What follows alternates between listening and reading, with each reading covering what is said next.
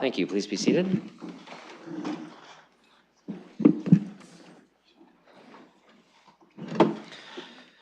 All right, everybody, welcome to the 13th meeting of City Council. I'm going to start with the land acknowledgement. We acknowledge that we are gathered today on the traditional lands of the Anishinaabe, Haudenosaunee, Lenape-Pewak, and Attawandaron peoples.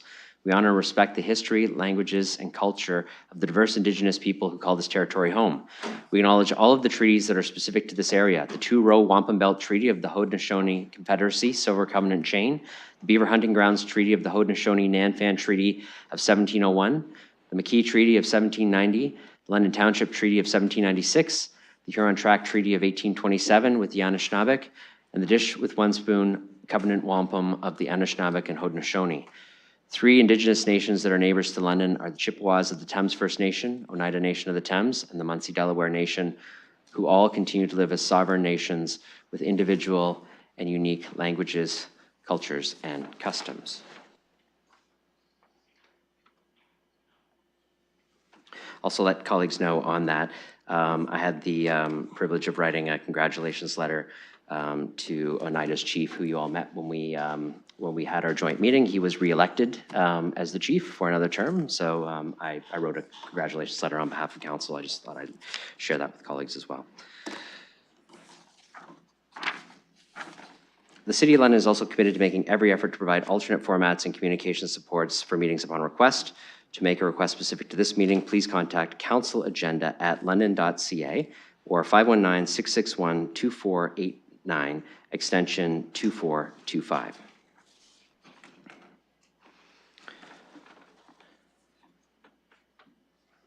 Emily Jean Flack is a versatile musician whose artistry seamlessly blends her Celtic roots with contemporary pop. Her talents encompass singing, songwriting, piano playing, and step dancing, reflecting a deep musical heritage and multifaceted creativity. Throughout her career, Emily has captivated audiences across Canada, the US, Europe, and the UK with her distinctive style and dynamic performances, sharing stages with renowned artists like Leahy, Natalie McMaster, Shane Cook, and more. Please rise and join me in welcoming Emily Jean Flack, who will now sing the national anthem for us.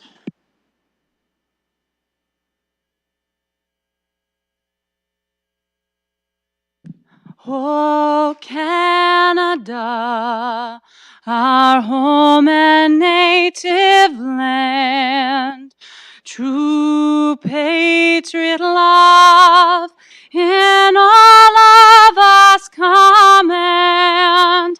With glowing hearts we see thee rise, the true north strong and free. From far and wide, oh Canada, we stand on guard for thee. God keep our land glorious and free. Oh Canada, we stand on guard for thee. Oh Canada, we stand on guard for thee.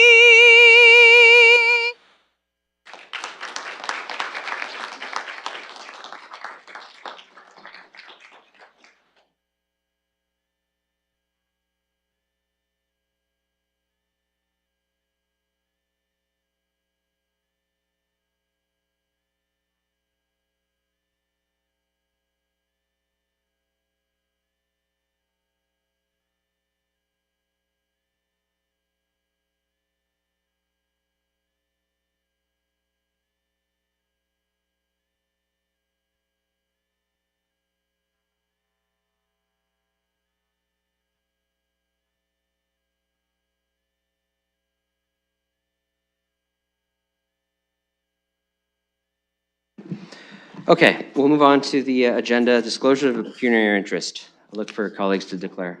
Councillor Cuddy. Thank you, Your Worship. 8.2, 11th report of the Planning and Environment Committee. Number 10, 3.3, Colonel Talbot Road and 6621 Pack Road. I'll be recusing myself from the vote. Okay. Any others? Councillor Pribble, go ahead. Thank you. I'll be recusing myself from 8.4, Section 8 reports, 8.1.1, and 2.1 film London review and next steps. Thank you.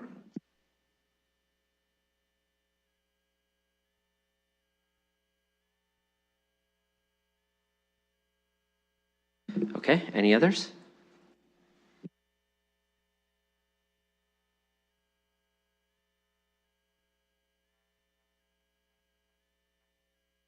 Okay, and no one online, and all other colleagues who are not present in chambers are actually present and online, just so colleagues know.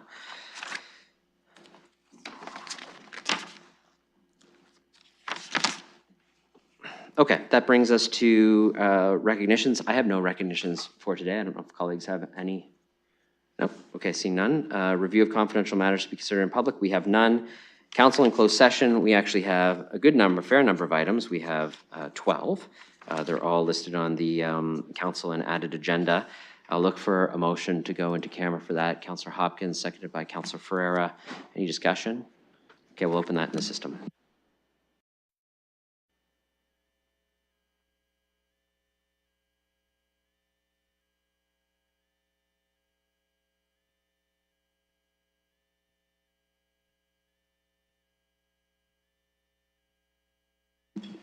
Councillor Van Meerbergen.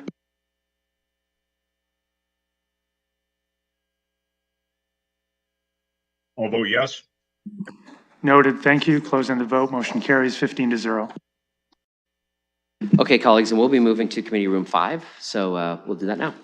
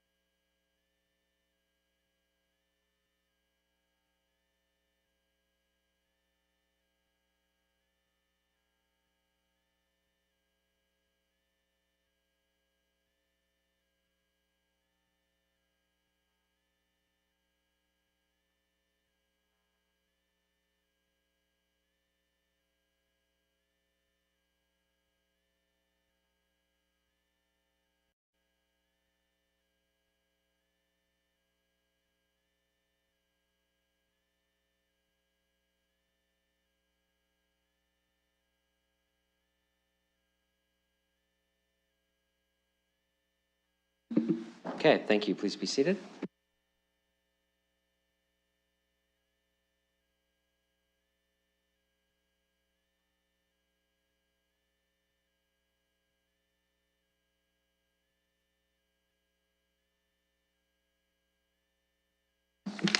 Okay, that completes the closed session. We're on to item 5, which is confirmation and signing of the minutes from previous meetings. We have one set of minutes to approve, the 12th meeting held on June 25th. I'll look for a mover for the minutes. Moved by Councillor Cuddy, seconded by Councillor Ferreira. Any questions on the minutes? Okay, we'll open that for voting.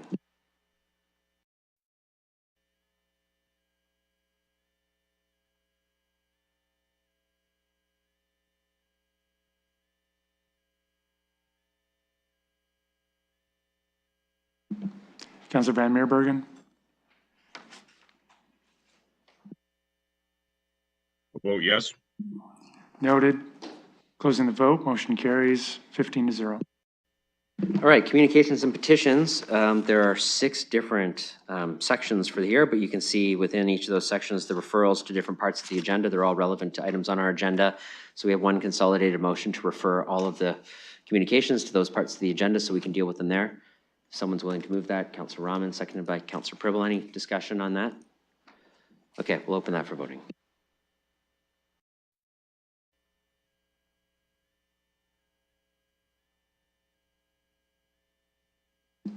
Closing the vote, motion carries 15-0. Okay, motions to which notice is given, there are none, which brings us to reports. And I'm just going to ask colleagues, as I kind of reminded you at the end of last meeting when we got to bylaws, as well as a note that was circulated from the clerk yesterday, is very helpful to us as we get to the bylaw sections. Everybody's very anxious to wrap up the meeting at that point. Sometimes we're a little slow because we're deciding how to divide them all up with people who want to vote on things differently. If as you work your way through these reports, if you haven't indicated already, there's something you do want to vote on separately, if you can just pass a note to the clerk, let them know. We'll start to kind of work on those motions throughout the course of the meeting rather than wait at the end and do it all together. It might be a little more efficient. So just make a note as you go. You can see within the different items what bylaws are referred to for different items. If nothing is referred to, there's no bylaw related to that item. So you only have to really think about the ones that have bylaws related to them. And we will automatically separate out the ones that there were conflicts on or the ones that you already indicated through that email. So I just wanted to remind you that at the start of the report section, which I'm sure will go very quick and efficiently. 8.1, the 12th report of the Strategic Priorities and Policy Committee. I'll have the Deputy Mayor present that report from our meeting last Thursday. Thank you, Worship, and I do hope it goes more efficiently and quickly than our meeting because I'm not sure I can stand for 7 hours. However, I will advise that I have been asked to pull a number of items. And with your indulgence, I just want to provide a little preamble to this. Item 3 is being pulled as Councillor Pribble had declared a conflict. With respect, as we had some lengthy debate on Governance Working Group and Strategic Opportunities Working Group, what I have done is I have spoken to councillors. I've also looked at the agenda in terms of where, because we had a number of councillors who had to leave and were not present for all the votes, where sufficient votes were absent to potentially change the outcome of a vote. I've asked the clerk to change those. So that would be, or to pull those.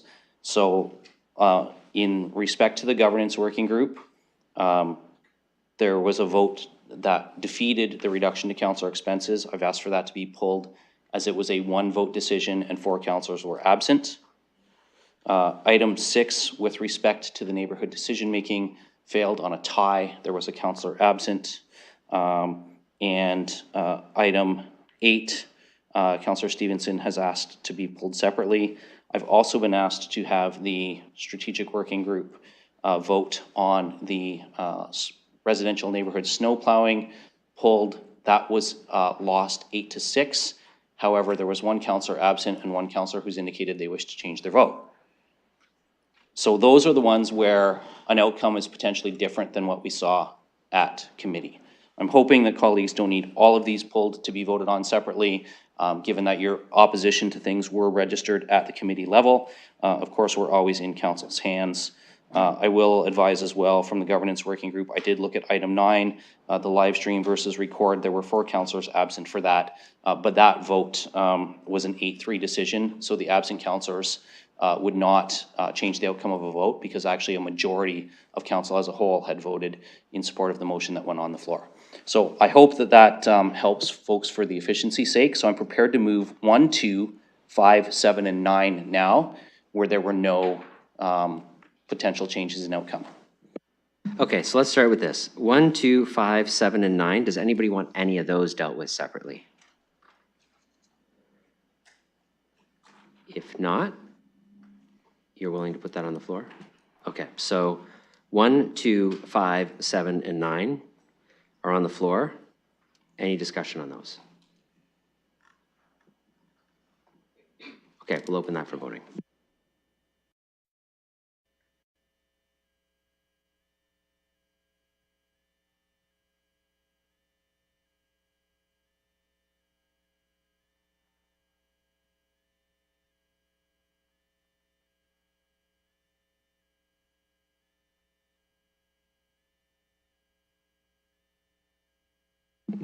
Closing the vote, motion carries 15-0. Okay, go ahead. Your worship, I'll now put item 3 on the floor. This is with respect to the Film London review and next steps. This has been pulled as Councillor Pribble has a conflict.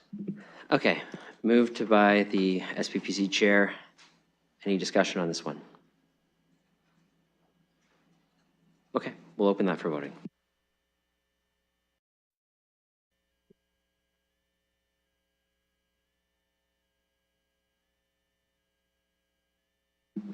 Closing the vote, motion carries 14-0 with 1 recuse. Go ahead. Okay, I'll now put item 4 on the floor. I'm going to look for the clerk's guidance on this. I think we want to deal with clause D first, which is the reduction in the annual councillor's expense account. And then we can deal with the rest of part 4 after that, where there was unanimity.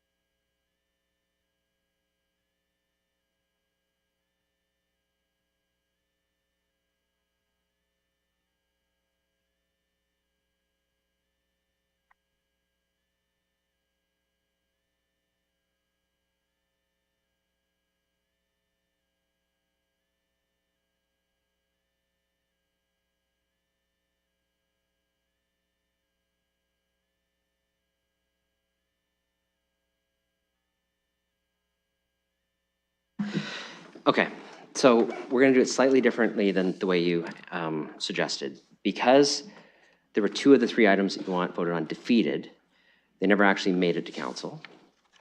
They're in the report, which is why there's no notice of motion required, because it was dealt with by committee, but they're not actually in the committee's report recommendation. So you put the item on the floor, the 11th report of the governance working group. There's one item within that report that I believe a councillor wants dealt with separately, so we will vote on that separately. Now that the report is on the floor, if someone would like to move an additional direction to do something related to the things that were defeated, that could be done now because the report's on the floor. Those would be decisions that we would be making in that moment. So it would be the report's on the floor, but then it's, we are going to do this. It's not an amendment to add back into the report. It's just a decision of council based on the report that's come before. When we make that vote, it will be final. It won't be voted on twice. So it won't be an amended back into the report. It'll just be, this came before us, it was defeated at committee. I'd still like to do it in this way. Councillor makes a motion, we have a vote, and then it's done. Then we'll deal with the remaining things in the report if people want them dealt with separately. So if at this time someone wants to do something with, say, expense accounts and move a direction, you would have a very clearly written direction in the committee report that never made it to council but is in the report that could be moved at this time while this report is on the floor. And then we would debate just that, and that would be a decision that council is making in that moment. There's not 2 votes on it, okay? Does that sound clear? As clear as it's going to get.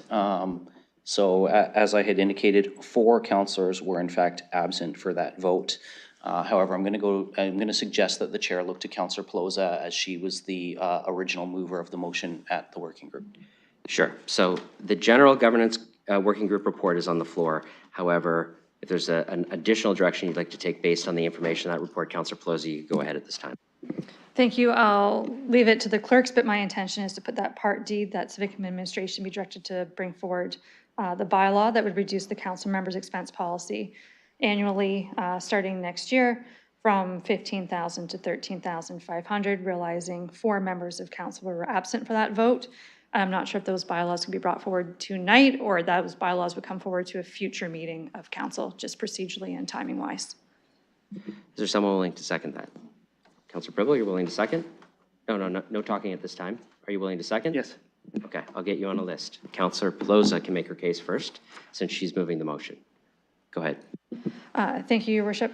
I had attended the governance working group meetings. Apologies for missing this vote at SPPC. Realizing that going to this term of council, we had reallocated some of our expenses, being the ward-wide mail-out, into a different expense fund, and the registration fees for conferences. Technically speaking, we already did increase this expense account, just we did not do the counterbalance of a somewhat equal reduction. Perhaps an oversight at the time, perhaps not, depending on where you stand on this, but just looking forward to maybe minimal conversation tonight, as we already had a robust conversation, just a full vote at council. Okay, and Councillor Pribble, I have you next on the list if you wanted to speak.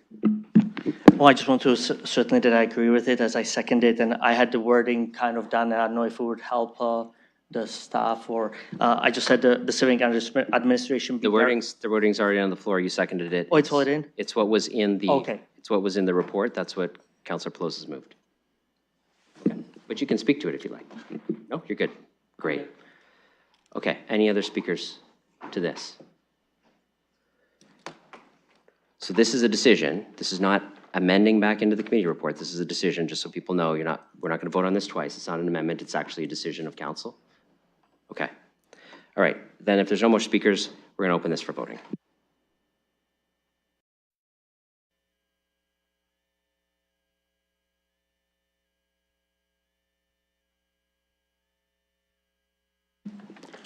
Closing the vote, motion carries 10-5.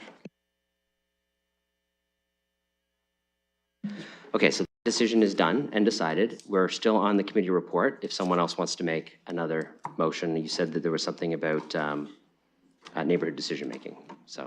No, that's in item 6 with respect to the Strategic Opportunities Review Working Group. All Sorry. other items on Governance Working Group were in concurrence, so I'm prepared to move that full.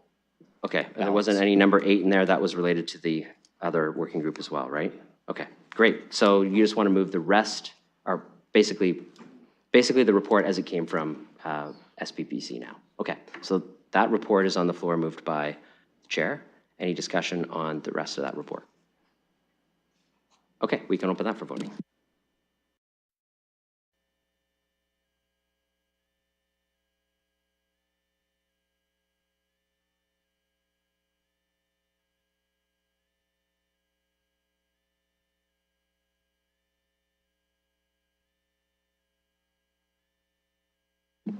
Closing the vote, motion carries 15-0. Okay, go ahead. Okay, so moving on to item 6, the first report of the Strategic Opportunities Review Working Group. We're going to have a similar process here. I'm prepared to put the report coming out of committee on the floor. I'm aware that Councillor Pribble would like to add back in a budget business case for residential street snow plowing. And Councillor Hillier was absent and would like an opportunity to vote on neighborhood decision-making. So we are going to need, I believe, movers and seconders for both of those items, one at a time, to put those back on the floor, and then we can deal with the balance of the report. Yes, I concur. Just let me double check to flip to the pages for the wording of the motions. So just give me a second.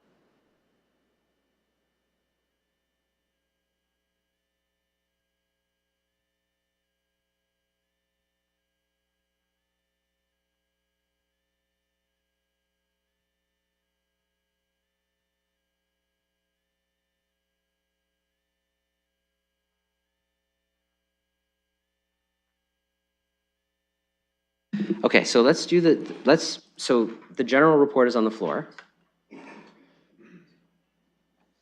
The general report is on the floor. So if someone would like to, based on the report, there is a motion that did not make it here, failed 6 to 8, related to the snow removal piece. So if someone wants to put that back on, it would need a mover and a seconder for that particular one. Councillor Pribble, you're willing to move that? Yes, I would like to move this point with the snow removal. Yes. Sure, and so you can stand because you want to move the motion. A seconder for that. Okay, Councillor Cuddy's willing to second. Councillor Pribble, do you want to make some comments now? I'll just make brief comments. Yes, I do think that I would like our staff to explore this opportunity and to give us the report back and for us to evaluate it if it's a meaningful savings for Londoners. Thank you. Okay, other speakers? Go ahead, Deputy Mayor. Thank you, Your Worship. Through you, this was one of the items that at the working group, like throwing spaghetti against the wall, I tossed out to see if there was any interest in anything. I do think that there is some value in at least getting a very high-level report back. I fully recognize that there are challenges around this, including the introduction of a new bylaw and what that looks like. However, if it is a business case for consideration in the budget, then it opens up the door for us to have a wider conversation with Londoners with respect to if it is and I have no idea what the number is, and I know Ms. Scher told us she couldn't give us the number right away, that she'd need some work, but let's say the number is 2 million. I want to have that discussion with Londoners, whether they would rather shovel their sidewalks and save the 2 million, or whether they want to keep having snowplows do it. And I don't know what the discussion will be like even in my own neighborhood, but I think it's worth having the numbers to take a look at for us. And I believe at the Strategic Opportunities Review Working Group, the indication was that we actually wouldn't be looking at the numbers for this year, that we might get some really high level ones, but that it would probably be 2025 sometime before we would get the information back from staff, so we'd actually be looking at it for 2026. So there's lots of time for us to have some community engagement around this, so I think it's worth at least exploring a little bit deeper, as I know other municipalities do take this option rather than clearing residential class neighborhoods themselves. Okay, other speakers? Oh, sorry, Councillor Van Meerbergen, you go ahead. Yeah, thank you, Mayor. I just want to clarify, particularly for the councillors who were not present, exactly what this motion is. So the motion that will come before us right now is basically to go ahead and cut out snow plowing for all residents who have sidewalks in London. Is that the motion? No, the motion is to report back on the possibility of doing that so that we have more information on what that would entail, the potential cost savings, in order to allow counselors to do engagement, but there's no direction to actually take that action. The actual direction before us is to report back on the potential to do it with the information required to make that decision at a later date. Great. Okay, thank you. Okay, any other speakers? Okay, we'll open that for voting.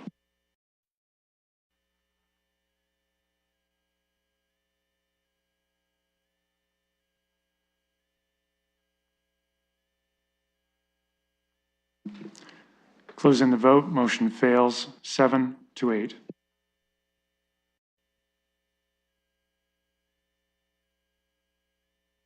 All right, back to you.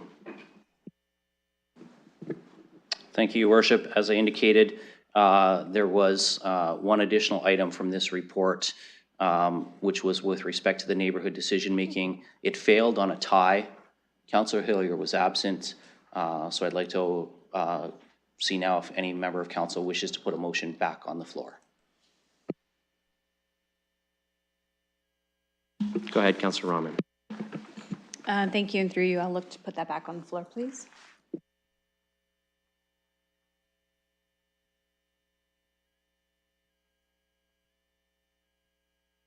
All right, so that's on page 8 of the committee report. So you want to put that version of the motion back on the floor. I'll look for a seconder for that. Councillor Lehman. Oh, sorry. It's a couple of you, but Councillor Lehman won the day. Okay, so that's on the floor. Again, this will be a decision that we're making in this moment. Councillor Rahman, would you like to speak now? Thank you. I did have a procedural question, though.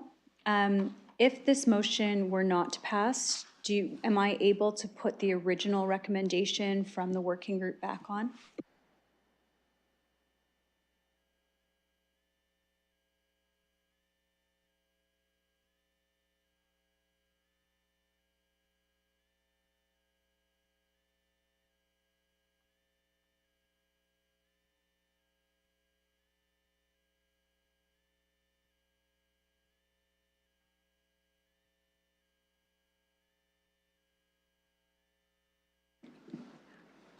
Your Worship, if I can assist. Yes, go ahead. The motion that Councillor Rahman is putting back on the floor would be to bring forward a business case to reduce the neighborhood decision-making by half and fund it from the Community Investment Reserve. That's right. And the original motion at the working group was to suspend it for the remainder of the multi-year budget, no source of funding. So it would Yes. be my position that they're fairly substantially different. Yes, that's where I'm going, and yes.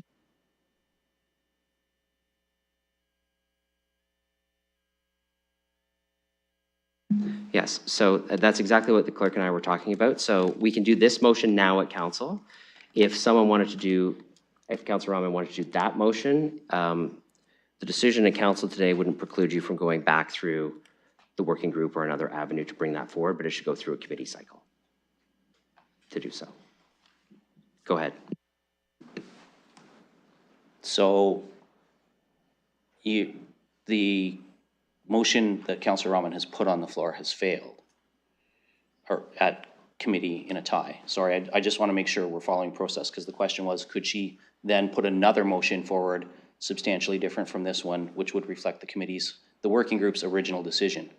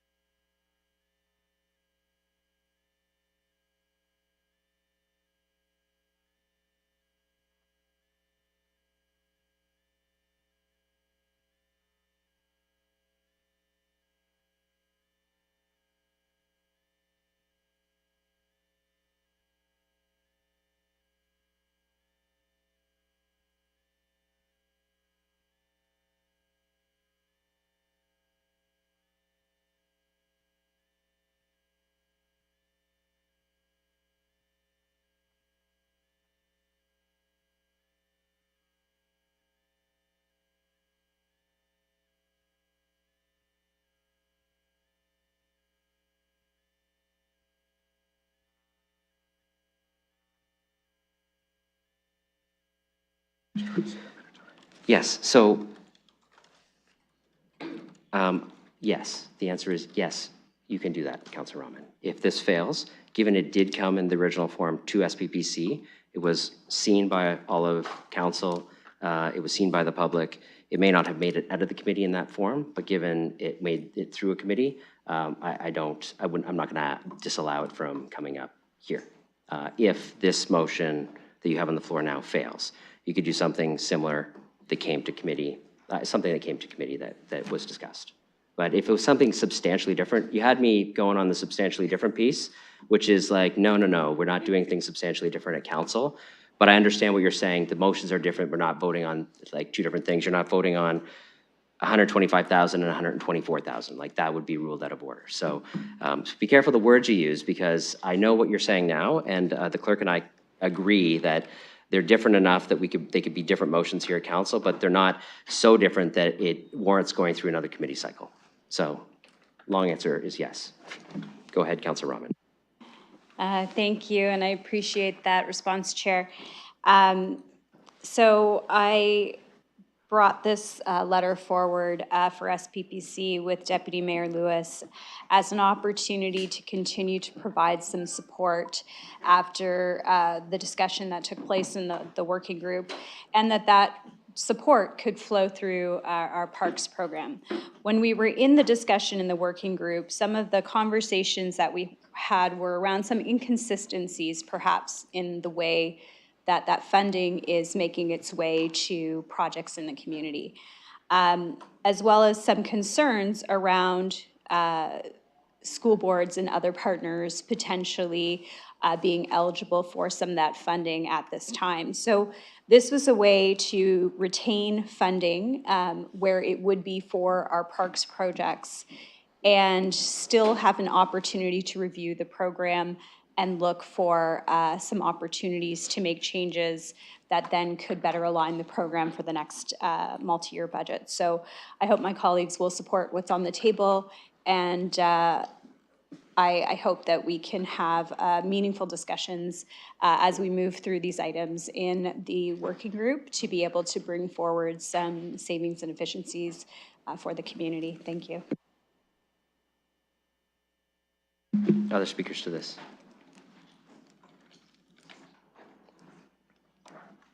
Oh, sorry. Councillor Trossau, you got your hand up. Go ahead. Yes, thank you. I'm not going to be supporting this. I believe that we should leave the program as it is. At both the working group and at the committee, I asked the question whether staff could, through their administration of the program, make their own internal adjustments so this type of thing that people are objecting to wouldn't happen. And they said they could. So I have yet to get, for me, a satisfactory explanation as why we have to take this more drastic step.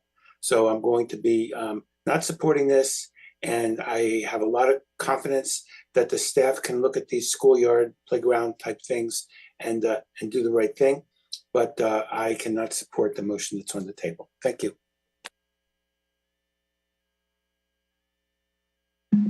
Other speakers? Go ahead, Deputy Mayor. Thank you, Your Worship. So I co-signed the letter with Councillor Rahman on this compromise position. However, I've had a chance to think about this over the weekend. I've had a chance to look at some of the results coming out of the neighborhood decision-making program over the last several years. And as a result, I'm more concerned than ever.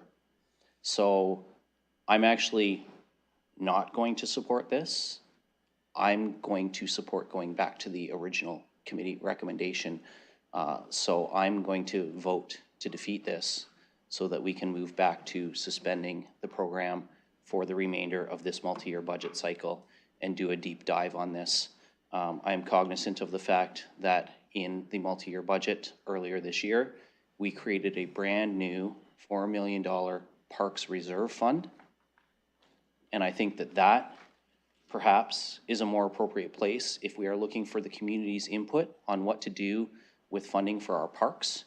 to be involving a participatory democracy process in that manner than through neighborhood decision-making.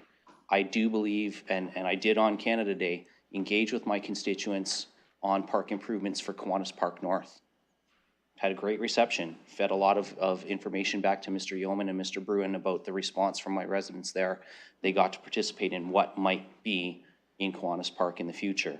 But I struggle with some of the other ways that neighborhood decision-making is being used to fund things on the properties of faith communities, which are by their very nature exclusive to some, on school board properties, which get locked up and are inaccessible to the public after hours, as well as some of the funding that's going to some of the other projects. I don't think whether or not we need a bench in a park should be a popularity contest by neighborhood decision-making. I think that should simply be a decision of our parks operations team as to where the benches need to go. So for that reason, I really appreciate the work Councillor Rahman has done in trying to find a compromise, and I supported her bringing this forward. But I've been reflecting on this, and I think that there's more issues with this program than we're seeing on the surface, including what are the advertising costs, the print shop costs, the amount of staff time that's going into this, beyond the $250,000 that's actually being granted out. So I think we need to put a pause on this in these tough fiscal times, and look at whether or not it comes back in 2027 in a future budget update.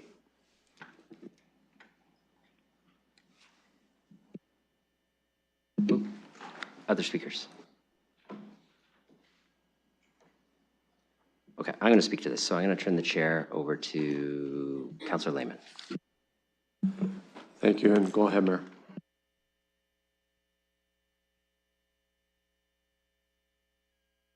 Okay, so it should come as no surprise that I'm a fan of the neighborhood decision-making program, given when I originally ran in 2014, it was a program that I ran on and brought to council.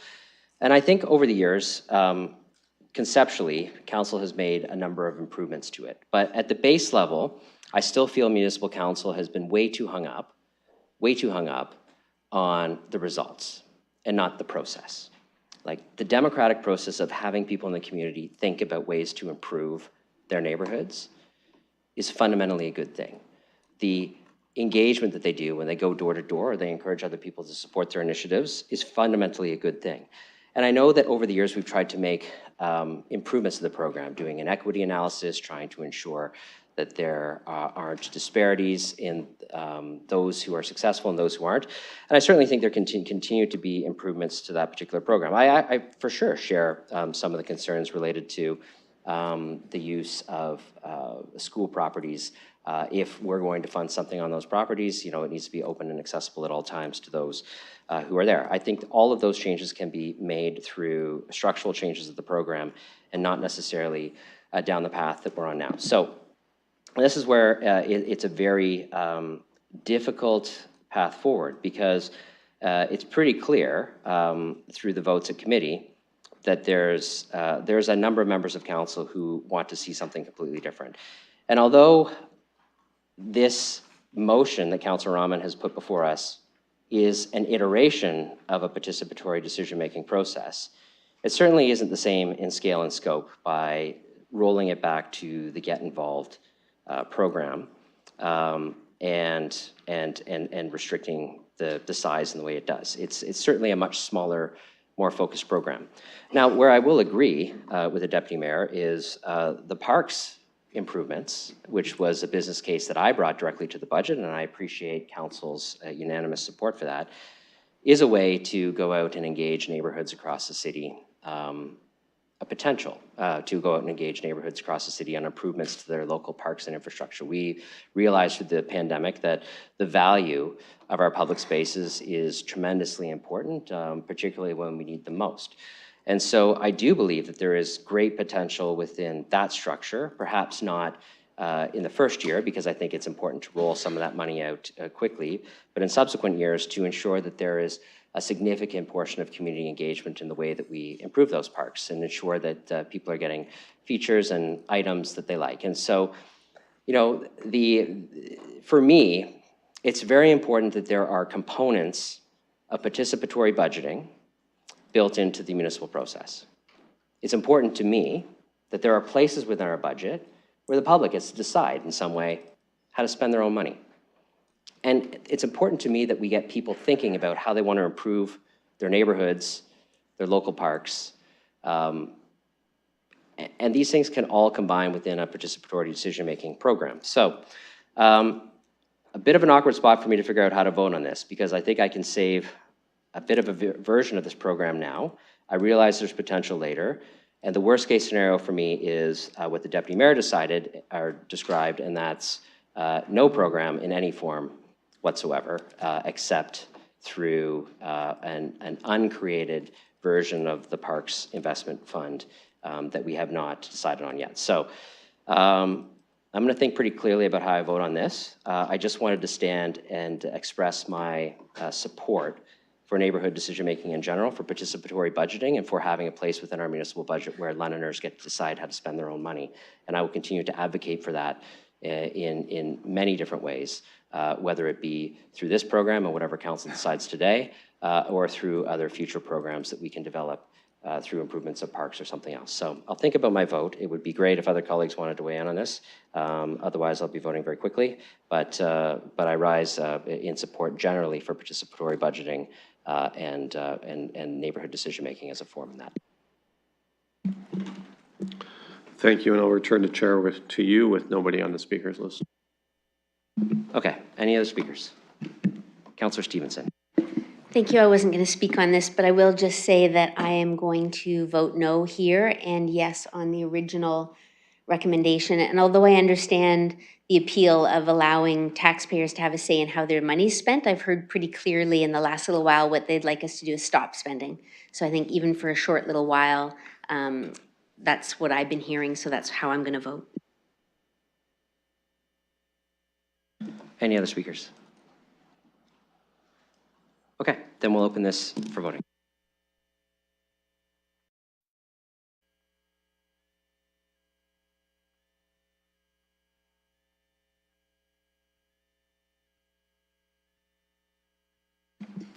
Closing the vote, motion fails 3-12. Go ahead. Thank you, Worship. I'll wait and see if either the mover or the second or the first motion want to put the original on the floor. If not, I will put the original recommendation from the working group on the floor. But I'll defer to our mover and seconder first to give them an opportunity if they wish to do that. Go ahead, Councillor Rahman. Thank you, and through you, I'll put the original motion on the floor as promised.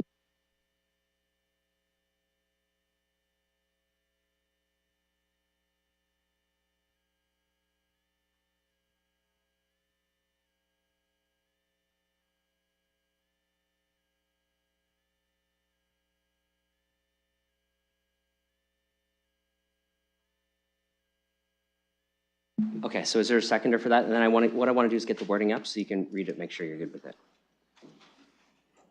Councillor Lehman, seconded? Okay, so.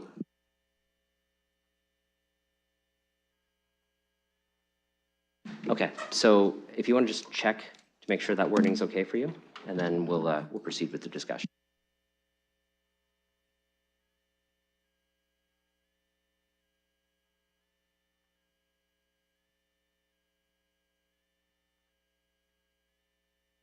Thank you, yes. Did you want to speak to it now? Okay, speakers on this particular motion, which is now in eScribe. Oh, and just because this motion wasn't on the agenda in a way where the public could see it, the motion is that Civic Administration be directed to bring forward a budget update for the mayor's consideration to pause funding for the neighborhood decision-making program for the remainder of the 2024 to 2027 multi-year budget cycle. Moved by Councillor Rahman, seconded by Councillor Lehman. Discussion on that. Go ahead, Councillor Frank. Thank you. And through the chair, I just had a quick question to staff. So this would include this year, I assume?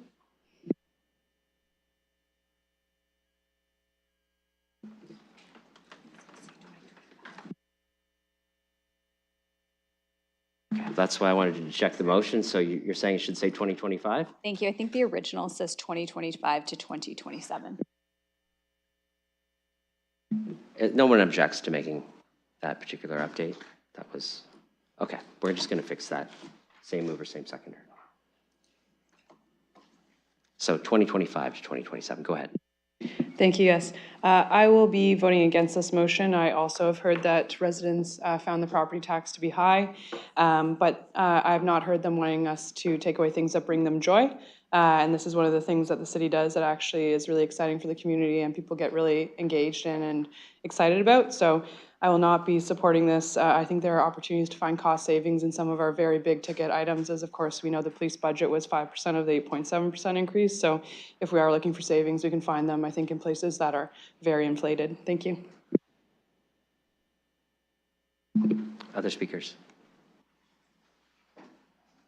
Okay, then this is moved and seconded. We'll open this for voting.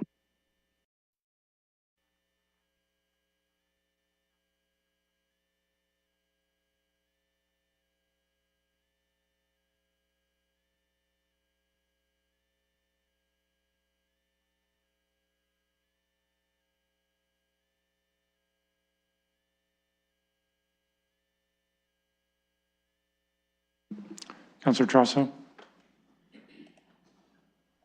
I'm voting no. Thank you. Noted, thank you. Closing the vote, motion carries 9-6. Okay, Deputy Mayor? Thank you, Worship. That is the only items that needed to be reviewed from the Strategic Review Working Group, to my knowledge. So I'm prepared to put the report from SPPC on the floor now. Yes, so you're going to put the report now in its original form from SPPC on the floor. We've dealt with those two other items, and they were independent decisions, so that's moved by the chair. Any discussion on the rest of the items there? Councillor Trossau, go ahead. My question is about the community grants. Is that coming up separately or is that within this motion? No, that's all within this motion. It's the entire committee report now as it was approved at committee. So if I want to continue my position on the community grants, I would vote no on this.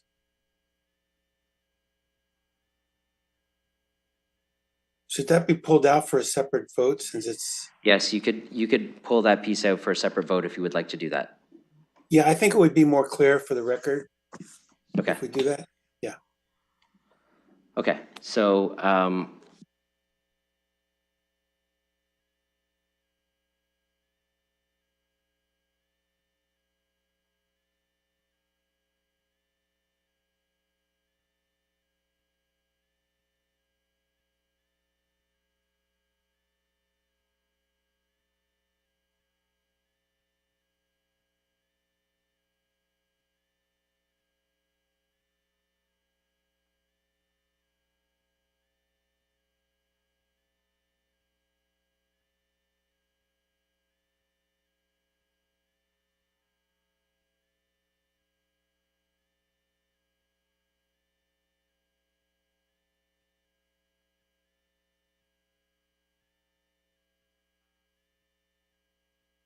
okay, so what we're going to do is, assuming no one's making amendments, and if they are, we will have a separate debate, but we're just going to allow discussion on the whole thing. We'll just vote on them separate at the end. So we'll vote on this piece and then everything else.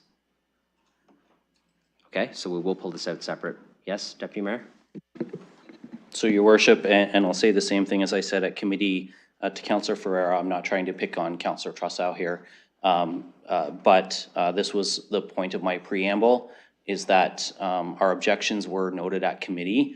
Councillor Trossau asked if he was opposed to the community grants, if he should be voting no to the report as a whole. And honestly, the answer should have been yes, that is the simplest way to continue to register your objection rather than going through multiple votes.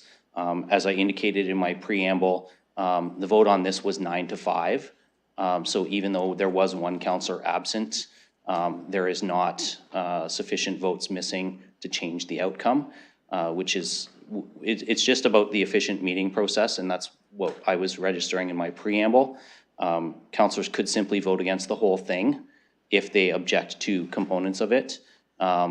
Because we did vote on all of these things separately at the committee level, and their objections were noted there on the specific pieces. I don't disagree with your comments, but if a councillor wants something voted on separately, I can't actually stop them. So we're in the process of separating unless Councillor Trosa would like to do it differently. Right now, we can debate the whole thing, but I need to know if you actually want this pulled for a separate vote. Councillor Trosa. No, that's fine. I'll just vote no on the whole package. You don't have to do a separate vote. He's right. Okay. Yes. Yes, the committee report clearly outlines the way people voted at committee. So people can make their own decisions here. Okay, so then we're still debating the whole committee report. Any other speakers? Okay, we'll open that for voting. Councillor Trosa, you wanted to speak to it? Yes, I briefly wanted to speak to it Okay, go ahead. just so it's clear at this meeting that I continue to oppose the cuts to the community grants. I think it's a very important program. We've gone into detail about this. I'm not going to spend my entire 5 minutes. I was hoping that some of the other members of council might change their mind. Apparently that didn't happen, but I still feel very strongly about not cutting the community grants, and I'll be voting no on the whole package. Thank you. Okay, any other speakers? Okay, seeing none, we're going to open this for voting.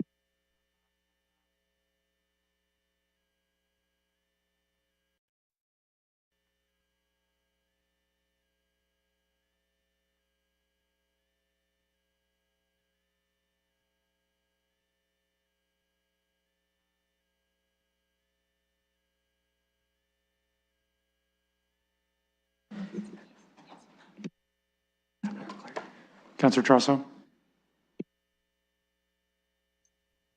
I'm not getting this. I'll vote no. Thank you. Noted. Closing the vote. Motion carries 10-5. Okay, Deputy Mayor. The last item on the 12th report of the Strategic Priorities and Policy Committee is item 8. This is the single source award for year-round arcade mission strategy. And I will put that on the floor now. Okay, that's on the floor. I'll look for any discussion. Councillor. Thank you. This all began with a letter from the mayor and deputy mayor asking for a 2-month extension of the cold weather response. It was almost $700,000 from a taxpayer-funded reserve fund, and it passed unanimously because we were open to possibility and wanted to hear what might be possible. I thanked them for their leadership at that time, and I'm asking for it now in stopping this here with a no vote, and I'll give my reasons why. The neighborhood doesn't want it, and the neighborhood is worse for these paid services than it is without them.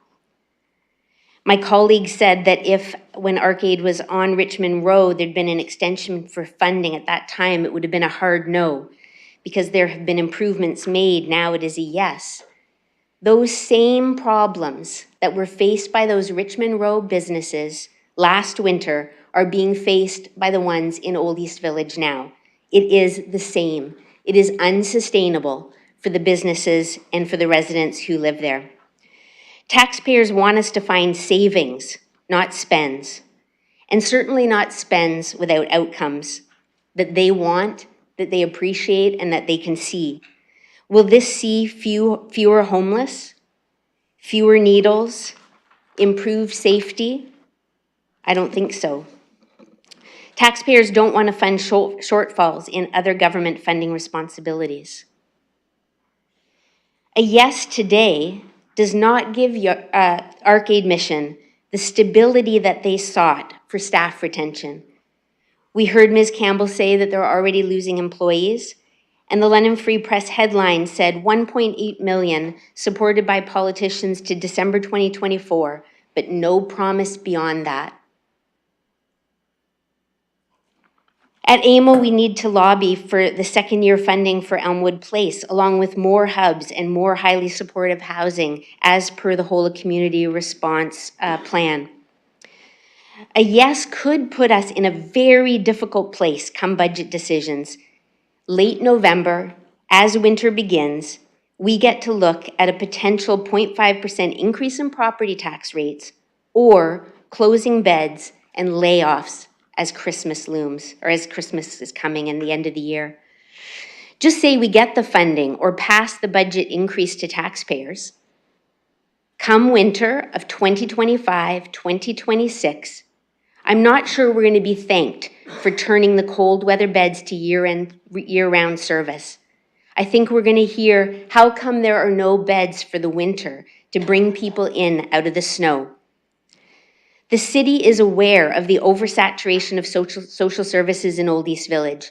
It was part of the core area action plan from the last council. It's part of the core area strategic goals for this council. We funded some because it was an emergency. It was winter.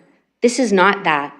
This is a longer-term strategy to further expand the oversaturation in a designated business district. Could this open us up to lawsuits?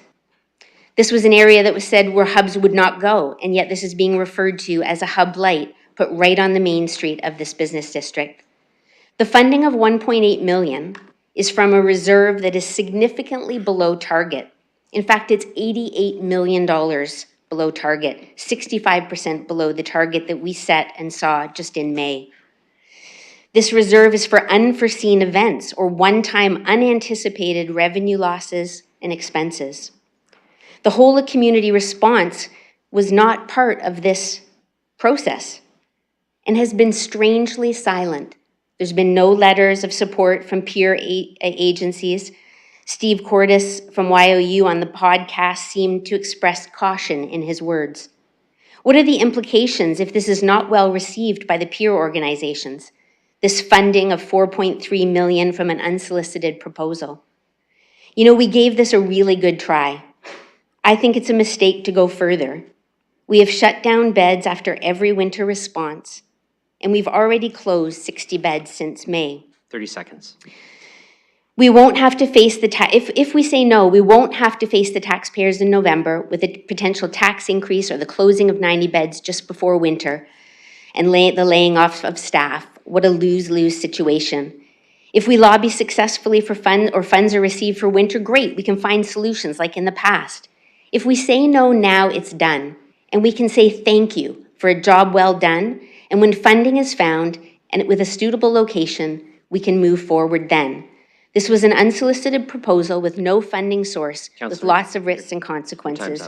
What are we accomplishing with this spend of $1.8 million? Okay, other speakers? Councillor Trousseau, is that your hand? Yes. Okay, go ahead. Well, I'm going to be supporting this. That's no surprise. But one point I really want to stress, which I don't think we've discussed a lot, is what would the street look like? What would the neighborhood look like? What is a post-ARC aid situation going to look like if they are not able to keep their funding? In my opinion, it's going to be a lot worse. It's going to be a lot more dire. You're going to still have people in the area. You're still going to have people in the area milling around and doing some of the things that the councillor objects to. The difference is they're going to be more hungry. They're going to be hungry. The difference is they're not going to have the benefit of the day-to-day services that ARC Aid provides, which in my opinion helps stabilize the area. They're not going to have the benefit of food. They're not going to have the benefit of being able to go in and get some clothes. They're not going to have the benefit of being able to go in and rest. And I don't know what services they'll be able to provide. But to suggest that they need to move someplace else, as has been alluded to several times during this discussion, I think it's unreasonable in light of the fact that, number one, they own the building.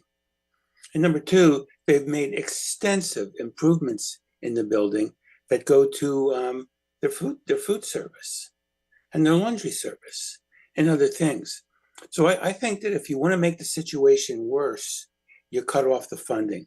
And I hope this council sticks to what we said before and supports this agency. Thank you very much. I have Deputy Mayor Lewis next and then Councillor Hopkins.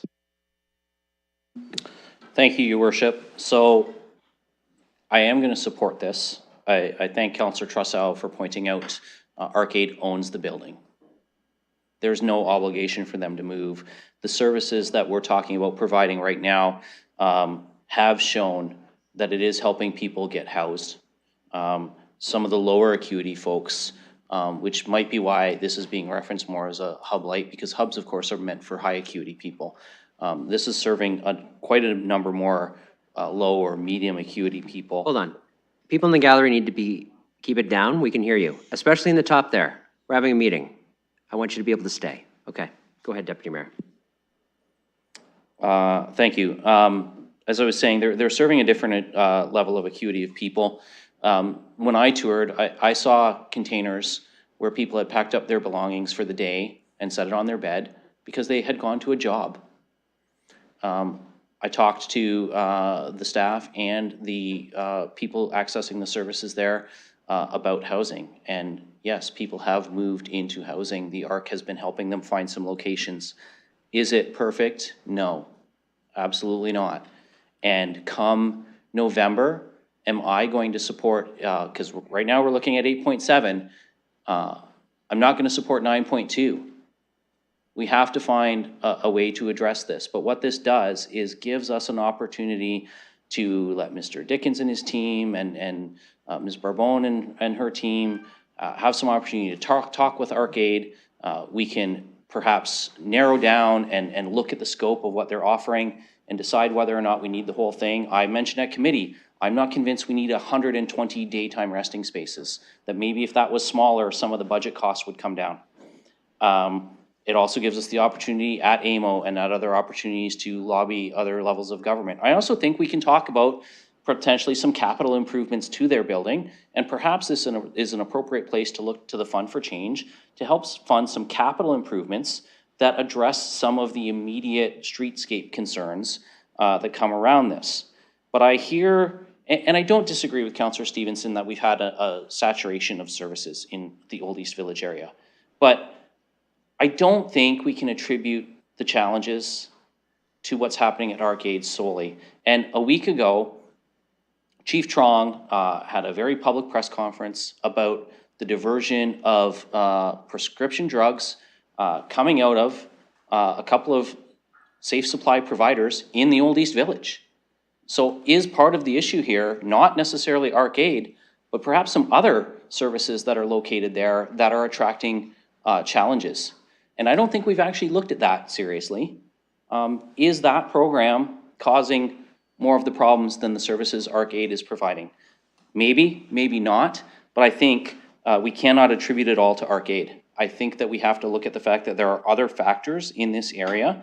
And I also think it's important to note that this is not, and I've seen this in a number of emails, you're putting everything in Old East Village. I have a Nova Women's Shelter in my ward. And less than 500 meters away in Ward 3, Councillor Cuddy has the YOU Youth Shelter. I've got an Ontario Works service satellite in my ward. In fact, right now, I can tell you that a well-known homeless individual in our community has his train of shopping carts parked at Dundas and Patterson in Ward 2, across from the Canadian Tire. So these challenges are citywide, and I know Councillor Ferreira, of course, has the Salvation Army in his ward, YOU's Cornerstone Building and some of their support services in his ward. I know there are many others. I'm not going to try and list them all because I'll miss some. So these are not all in Old East Village. Is there a number of them? Yes. And that's one of the reasons why I've said I think that we made a mistake when we said yes to Safe Space right across the road from Arcade. And that funding was not extended. So we have reduced the intensity of the service provision there.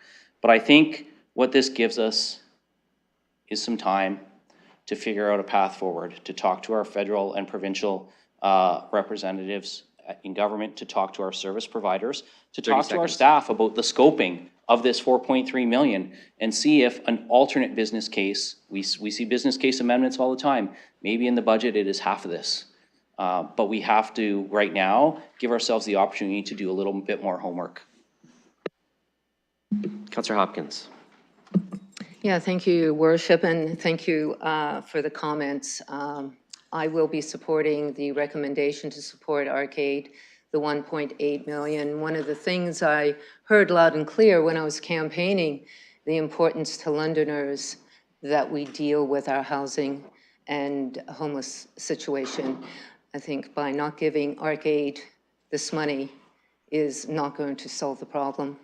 And I think it's really, really important that we discussed it at the committee last week. I'm not going to go over the advocacy that our mayor is doing at FCM and the advocacy that we need to do at AMO at the next coming conference, because one of the things we as a municipality, we've got the problem. We do not have the resources, and we really need to continue advocating.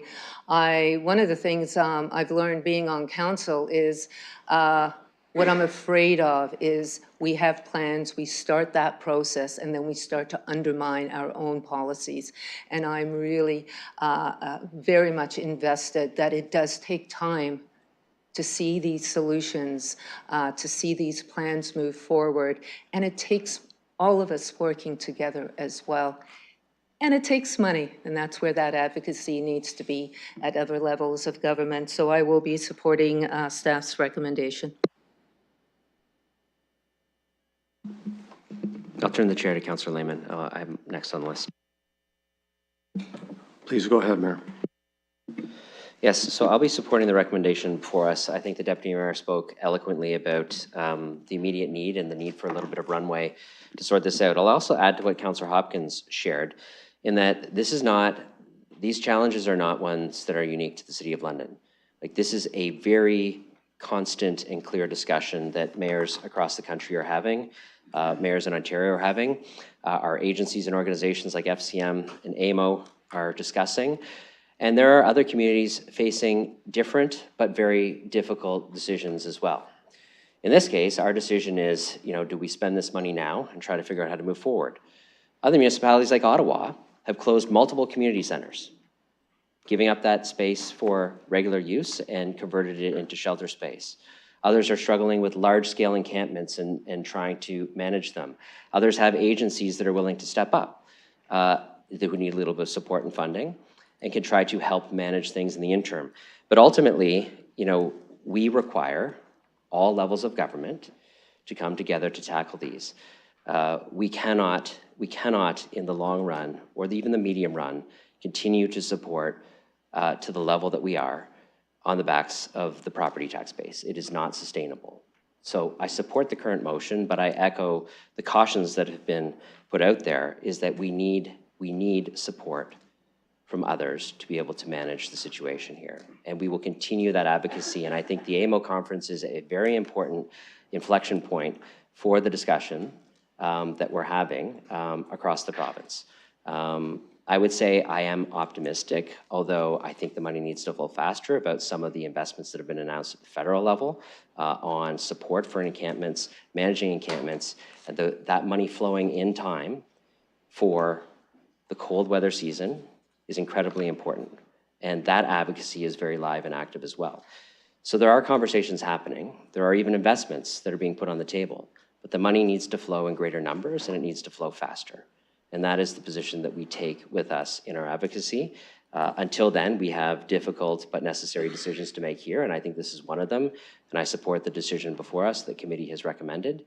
And I also support the necessity to have very difficult conversations in the budget process about our ability to continue to support this particular investment in the absence of support from others. I'll return the chair with Councillor Rahman on the speakers list. Councillor Rahman. Thank you, and I appreciate the opportunity to get a chance to speak in support of the motion that's in front of us today. What I see in front of us today is the opportunity to leverage $1.8 million of money that we agreed to spend in February 2024, and to leverage that money for an opportunity that we have not advocated yet to the federal or provincial government to support for additional temporary beds for year-round service at this location. And I think that that's where I see a difference in our approach.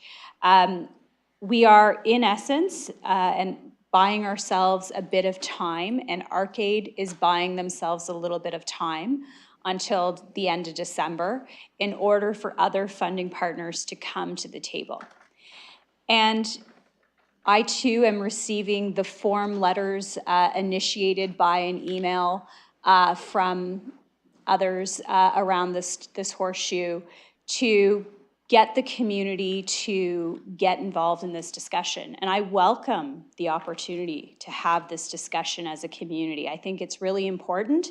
It's why in this motion, we amended it to include more community conversation around a year-round approach for Arcade. And I hope that that we're able to have that dialogue effectively, because from that dialogue, I'm hoping that citizens go to their MPPs and their MPs and they talk about what is going on in our community and why we need that additional support right now. I agree with my council colleagues that have said, without these beds, what would the situation be like? Because it's really hard to understand and imagine what we might be facing. But I do think one of the things that we have to continue to look for is when we see proof of concept in an approach that we're taking, I think it's important to recognize that proof of concept. We said we'd learn from the lessons that need to be learned as we move through the discussions of whole of community. What we see here is Arcade took on a large responsibility through cold weather response. When they took that responsibility on, they saw outcomes. They've seen 26 people stabilized and moved into some form of housing. That is an outcome that we want to see, and that was over a very small window of time. So what they're saying is, give us more time. Allow us to do the good work we're doing and see further outcomes. I understand the frustrations in the neighborhood around the everyday confrontation that they have with some of the things that are less appealing in the neighborhood. I understand that, and again, welcome the opportunity to have dialogue. And I think that what I saw in the gallery from our SPPC meeting was a lot of good generative conversation between the BIA and Arcade around that partnership and willing to work together, that, hey, we're talking at 6 a.m. because we've got a situation. That openness, I think, is really important for where we're heading, and for that reason, I'll support it right now. Again, unless other levels of government come to the table, I'm not certain I'll support it during the multi-year budget, but for now, this is where I'm at, so we give ourselves a runway to advocate. Councillor Lehman. Thank you. I don't think anyone's disputing the good work that Arcade has done, especially through winter response. I guess my concern is this, and I spoke to it at committee. We spent a considerable amount of time and effort with staff over 18 months, almost 2 years, organizing whole of community with over 20 social groups and professionals, devising a way for London to address the problem that we see on our streets.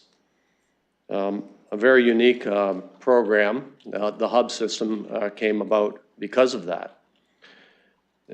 That program, we knew would require substantial funding, more than the taxpayers of London could afford. So for sure, we would be looking to, as we've heard in here, other levels of government stepping in. We were quite fortunate.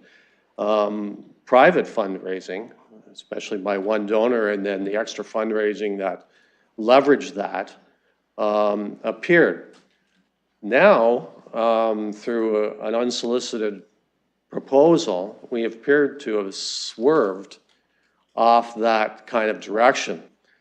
The reason I like the hub system is because it went to the core of so many that are suffering on our streets.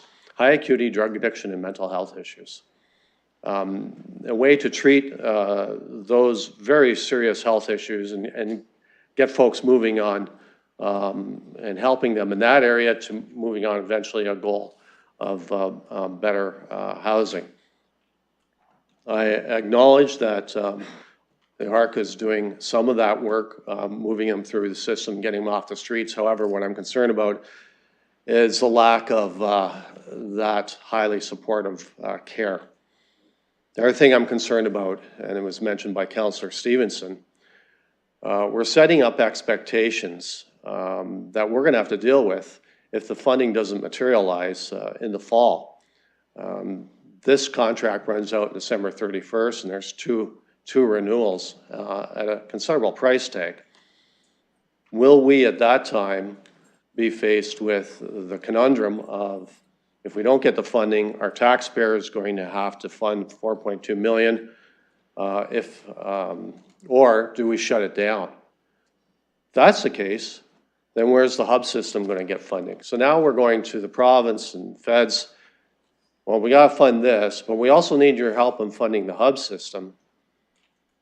I think that's going to be a hard ask, to be honest with you. We have to decide, is this part of the hub system? And that may be where we go. I think in the next maybe the 4 months, maybe that we're going to have to morph into a different type of response other than in the hub system. And this might be part of it, or maybe the ARC could be a hub. I don't know. But I'm very cautious about veering off this path that we worked so hard to get to. So I will not be supporting this motion. Other speakers? Oh, Councillor Preble. Yes, I had you on the list. Go ahead. Thank you. And I will be supporting the proposal that's in front of us. And I do see it as an opportunity to leverage and our obligation to lobby the higher levels of government to help us with the funding. Arcade, when we started the winter response, and I know it was already said here, but they were the only one who came forward with a plan for our winter. And if I look at even our whole community approach that our community has undertaken, so far through the hubs, we addressed the high acuity. And the low or medium, there was no specific plan. I believe that Arcade came with that plan. They delivered it throughout the winter. There are success stories in the number of individuals that came through there in terms of the finding other opportunities, finding other housing, has been really tremendously positive. So that's all on positive side. In terms of the businesses and in terms of the area, we did stop funding for one other organization. We are looking at last month when we looked at our encampment strategy with the meters that we have assigned. I gotta tell you, and it's not from other ones, I can see I can state it from my experience. It has worked the best so far at Old East Village. And it's not just me, it's either the business owners, even the people. There has been a tremendous improvement. So we are trying to alleviate the pressure from that area, no doubt. Yes, Arcade is in this area. They own the building. They are doing a really good job for us. And right now, the hundreds of people, so I don't exaggerate, hundreds of people that are on the street, most of them are low and mid acuity. And this is so far what we have in front of us and what we heard, this is the best plan. That's why I'm gonna support it. And yes, when I say I'm supporting it together with all of us, that's our obligation to work even more harder to get the funding from higher levels of government, because going forward with these amounts, I can't see how it will be sustainable. So thank you, and I will be supporting this. Okay, that exhausts my speakers list. So Councillor Stevenson, you spoke first. Yeah, I'm just asking to have F and G pulled separately. Oh, yes, of course, we can do that.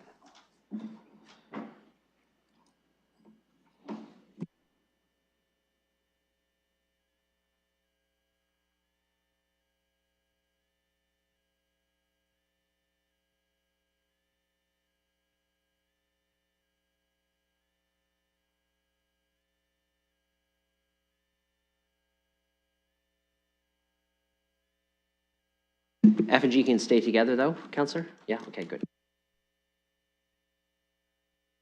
Yes? One other thing, could we correct BI to say that it'll be attached to the council minutes? Because the budget was not attached to the council agenda, but it will be attached to the council minutes, so just that people can find it. Clerk says that's an administrative change. She'll just make that.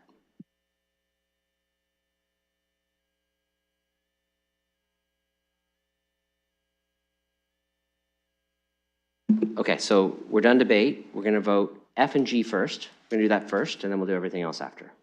Okay? All right, so we're going to open F and G. Deputy Mayor will be the mover for those because it's part of the committee report. We'll open that for voting now.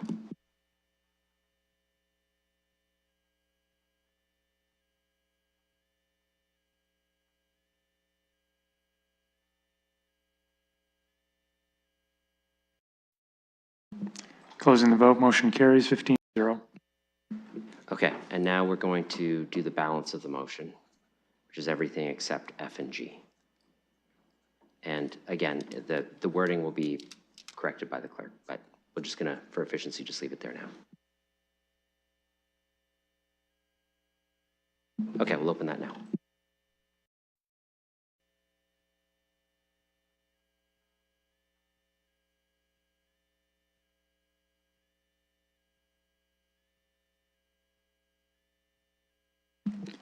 Closing the vote, motion carries 12-3. And that concludes the 12th report of Strategic Priorities and Policy Committee.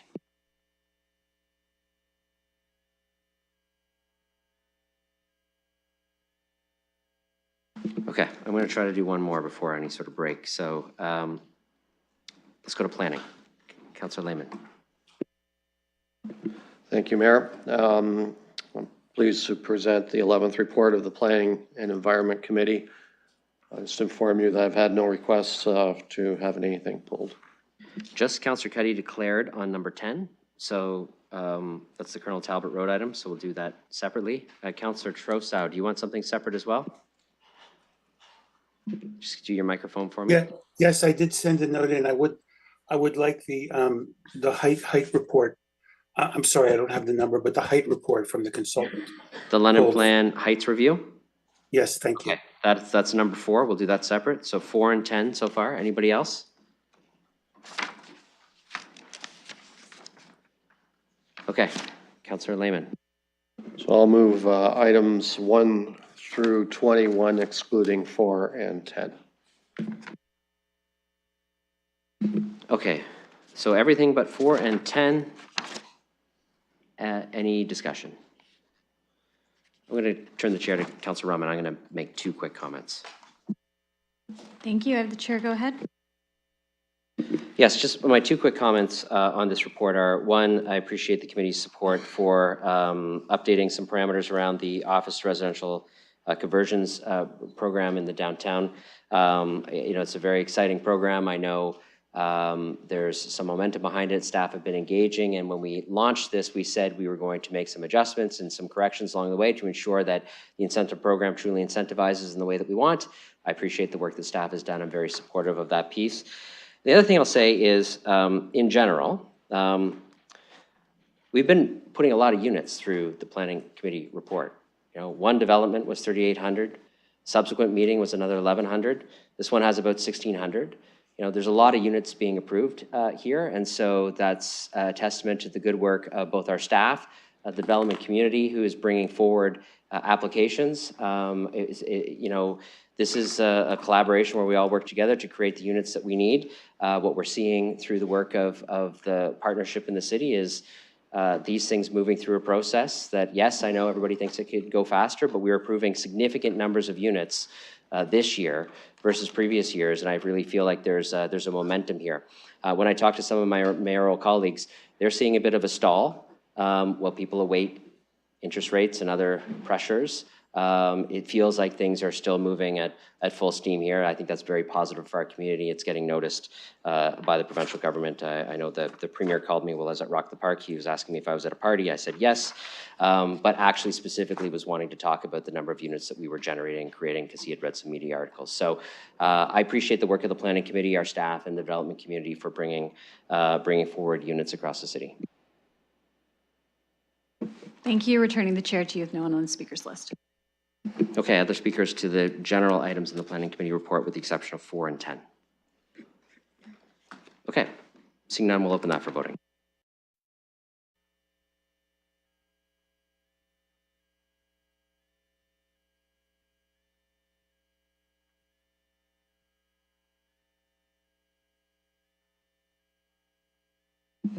Closing the vote, motion carries 15-0.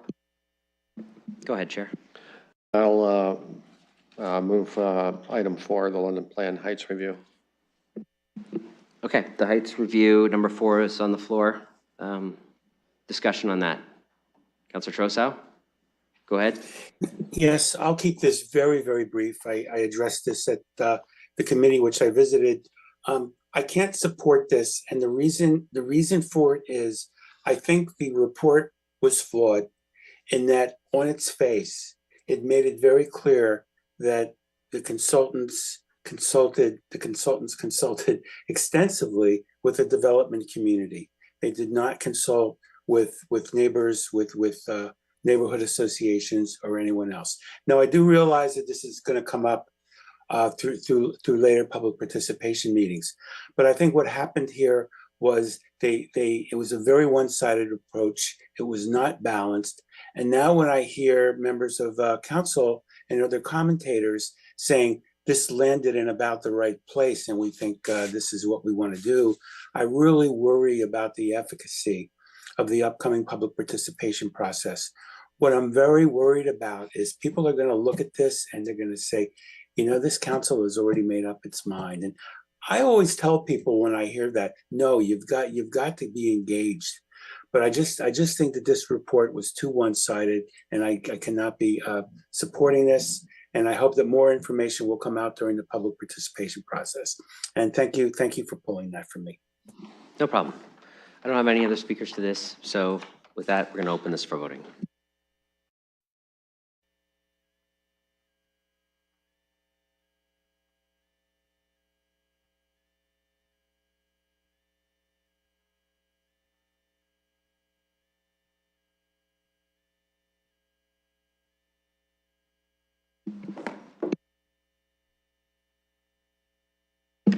I vote yes.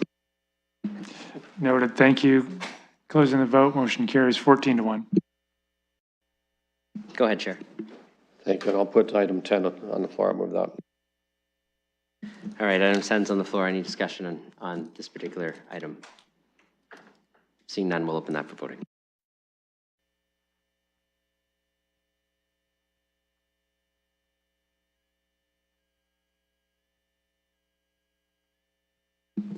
Closing the vote, motion carries 14-0 with 1 recused.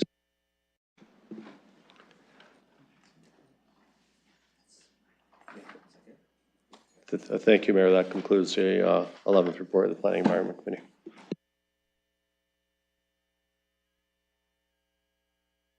We're going to do corporate services too, so I'll go to Councillor McAllister.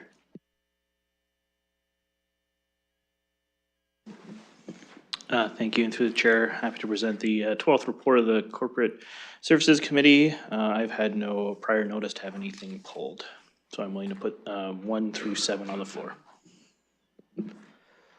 Okay, that's the entire committee report on the, first off, does anybody want anything dealt with separately? Okay, so the entire committee report is on the floor. Any discussion? Okay, seeing none, we'll open that for voting.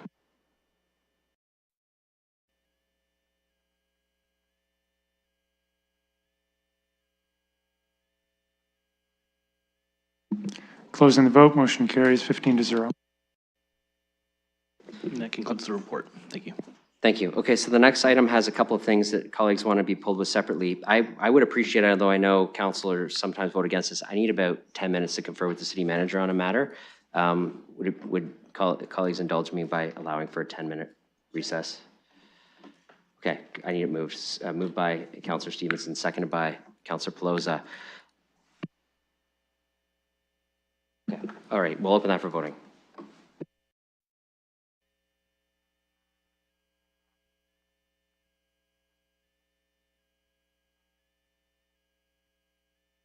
Closing the vote, motion carries 15-0. Okay, 10 minutes.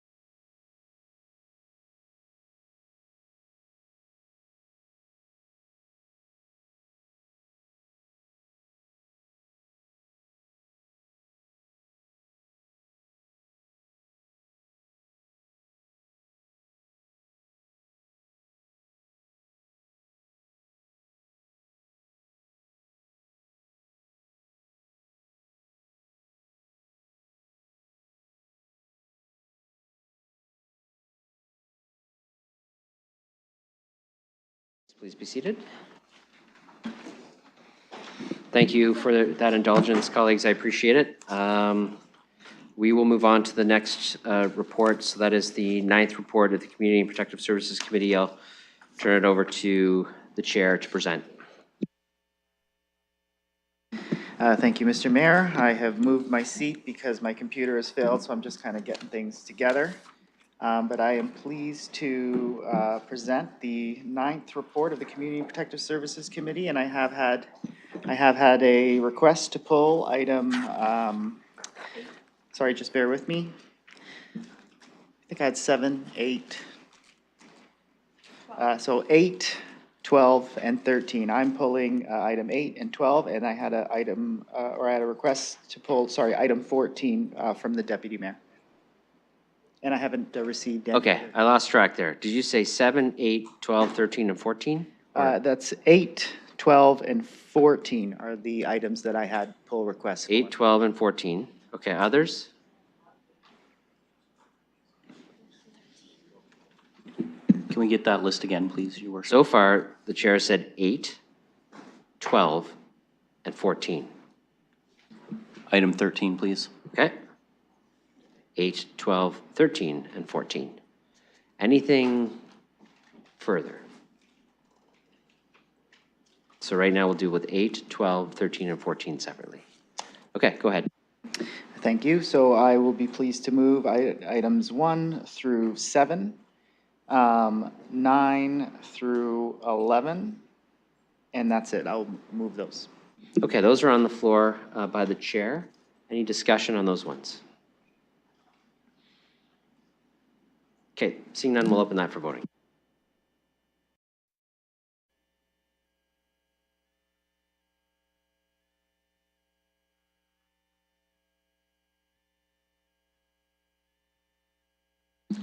Closing the vote, motion carries 15-0. Okay, Chair. And, Councilor Pelosi, you're presenting this one? Thank you, Your Worship. As discussed, I'll be presenting number 8 and 12. I'm going to put number 8 on the floor, being 2.8, the Vision Soho Amendment to Contribution Agreement with Chelsea Green Community Home Society. I'll note Councillor Ferreira has pre-circulated a motion that should be in your inboxes as 2:15 stamp marked today, which he will introduce now. Okay, go ahead, Councilor Ferreira. So I'll just say, Councilor Pelosi has put the committee recommendation on the floor, and the floor is yours to make any adjustments that you were thinking of doing. Thank you. So I will start with, this has been discussed with staff and has been clerked and has gone through the city solicitor, and that process is the reason why you saw this come a little bit late. So I apologize for the late circulation, but we did get that circulation in your inboxes. So if you had a chance to check, if you haven't, I'll just give a brief description.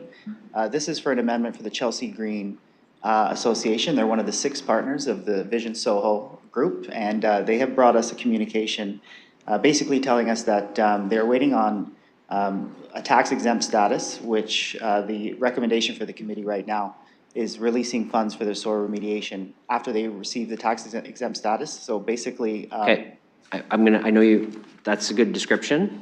I need you to put your amendment on the floor, and then you can provide the rationale. So if you want to, and because I don't think the public has seen your amendment, if you could, I'm going to need you to read it out in its entirety, and then I'll ask for a seconder, and then I'll let you continue discussing. I can do that. Let me just grab it. Sorry again, I just had to make some switch on the computers, and I just got things up and running. Okay, thank you. All right, so I am moving this amendment, and I will read it out. So that is that with respect to the Vision Soho Amendment to the Contribution Agreement with Chelsea Green Community Home Society, the following actions be taken. A, the Civic Administration be authorized to release funds attributed to the Roadmap Grant and Soil Remediation Forgivable Loan to an upset limit of $1,281,219,000, it being noted that the amendment contribution is $51,249 per unit for 25 units, with 12 filled from the city's wait list. And B, the Civic Administration be authorized to release the remaining roadmap grant of a total of $476,332 as outlined in the municipal contribution agreement upon confirmation of 41 total affordable units for this project to achieve an average per unit contribution of $42,867, and C, the Civic Administration be directed to amend the municipal contribution agreement to reflect the change under the existing delegation. Okay, the seconder for that, seconded by Deputy Mayor Lewis. Okay, so that's a moved and seconded amendment to the committee's recommendation. I'll let you make your case now. I'll start the timer. Thank you, Mr. Mayor. So basically, we got a communication from Chelsea Green indicating that they may be in a cash crunch situation because they did have to pay out soil remediation costs for their property or for their section of the Vision Soho Alliance.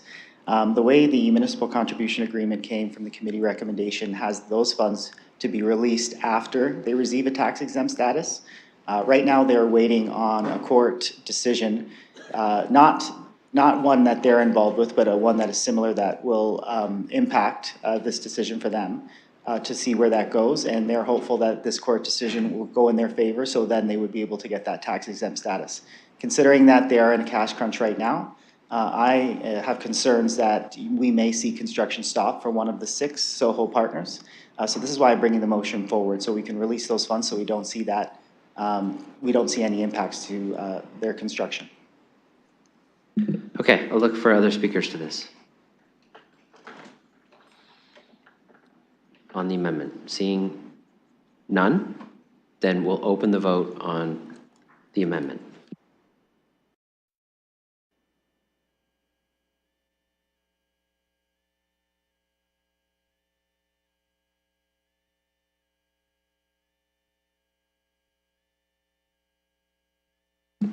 Closing the vote, motion carries 15-0.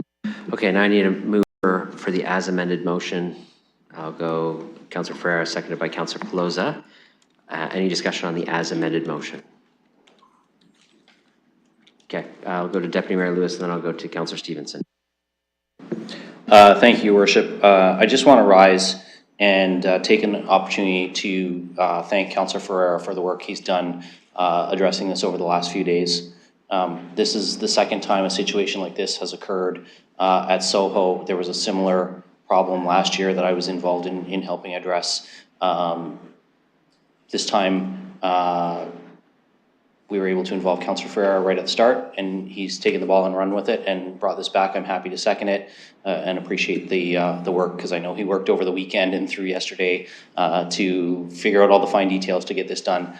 So I just want to give credit where credit is due, because obviously the Vision Soho, the Soho Alliance is in Ward 13. It's going to be a game changer in terms of our affordable housing and our housing targets. So it's critical we keep moving these projects forward, and the ward councillor has made sure that that's going to happen with this motion. Councillor Stevenson. Thank you. I just have a question, because it looks as though the confirmation of the property tax exemption is no longer part of the motion. Is that correct?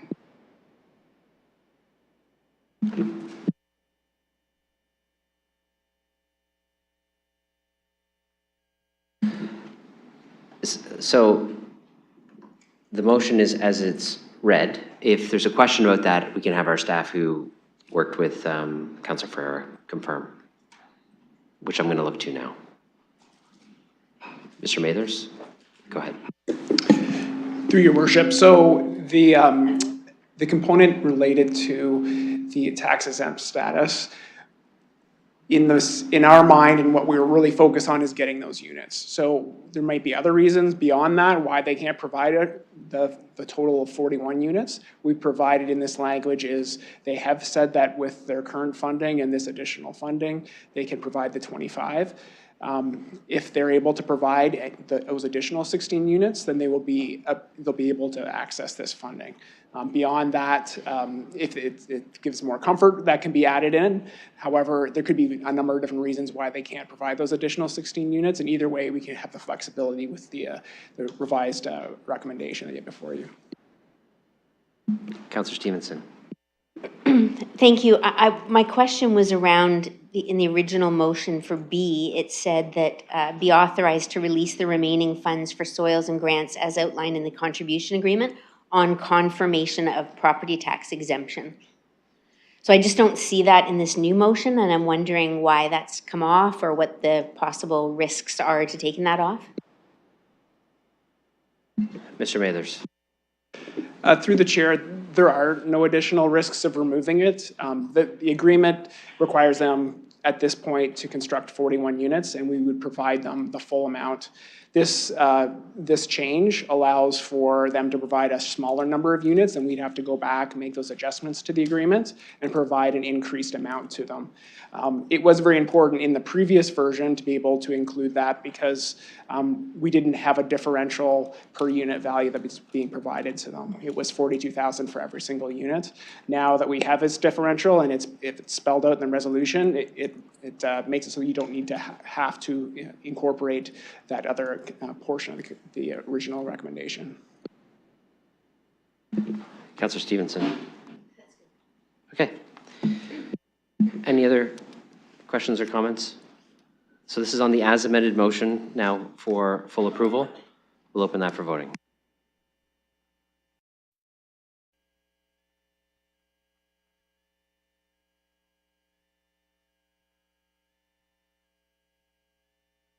Closing the vote, motion carries 15-0. Go ahead. Thank you. I will now put item 12, being 2.11, the draft advocacy message sign bylaw on the floor, realizing I believe Councillor Ferreira is prepared with a motion on this one as well. Okay, Councillor Ferreira. Thank you, Chair, or Mayor. So I will move this motion. It's a referral motion, so I'll read that referral out for council. So the motion is that the draft advocacy message sign bylaw be referred, just a second. Okay, sorry. That the draft advocacy message sign bylaw be referred to Civic Administration in order to bring forward a draft bylaw related to graphic images only.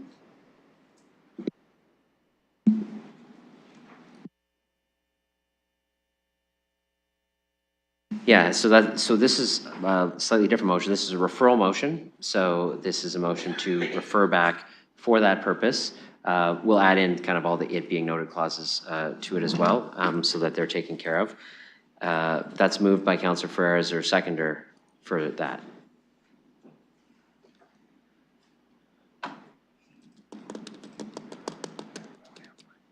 Is that? Oh.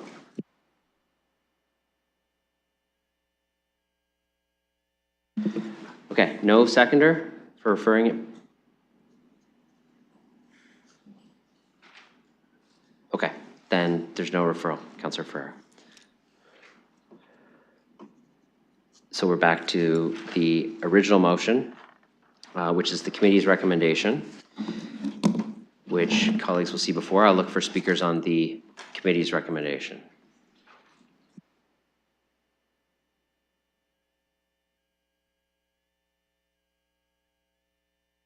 Councillor Van Meerbergen, you can go ahead first.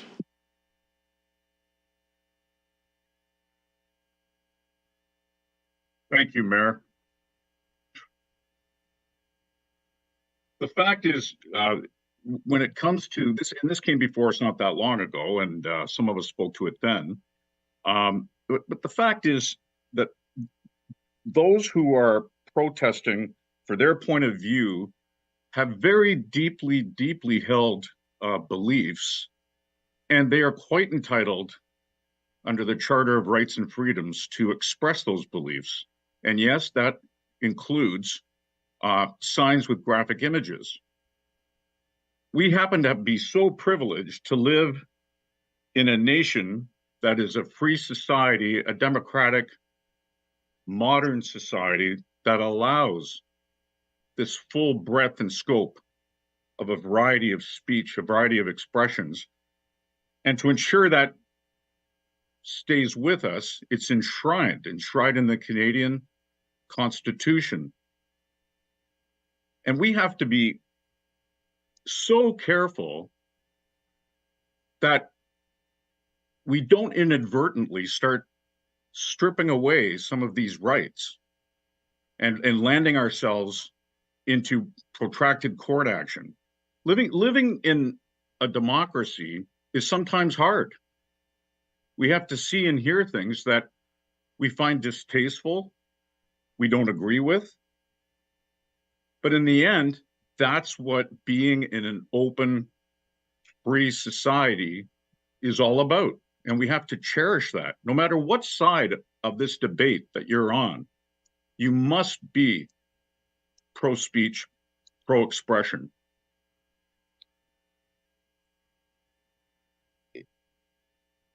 It can only be described as, like, with this council,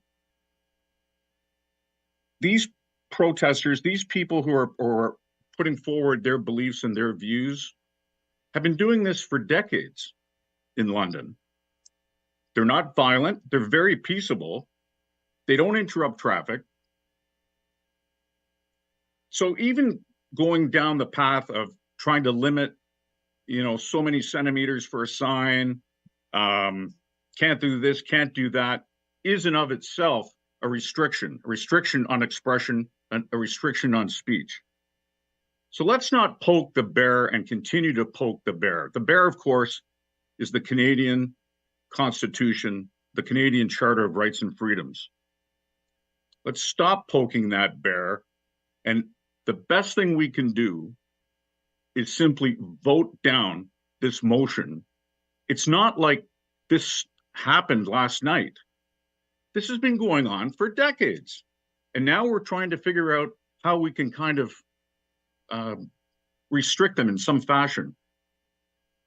It's not right, it's wrong-headed, and it's a wrong move. So I would certainly urge that we vote this down and simply be done with it. This is not a priority. Certainly, I have not had one complaint about these peaceable people exercising their rights.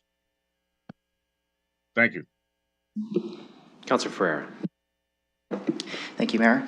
So I'm going to just give an explanation of where I'm at, and it might just explain why you saw my failed attempt at the referral. But yes, I agree. We are in a free and democratic society, and we have a charter. We have a charter of rights and freedoms that protect our core rights. And one of those core rights is Section 2B, freedom of expression.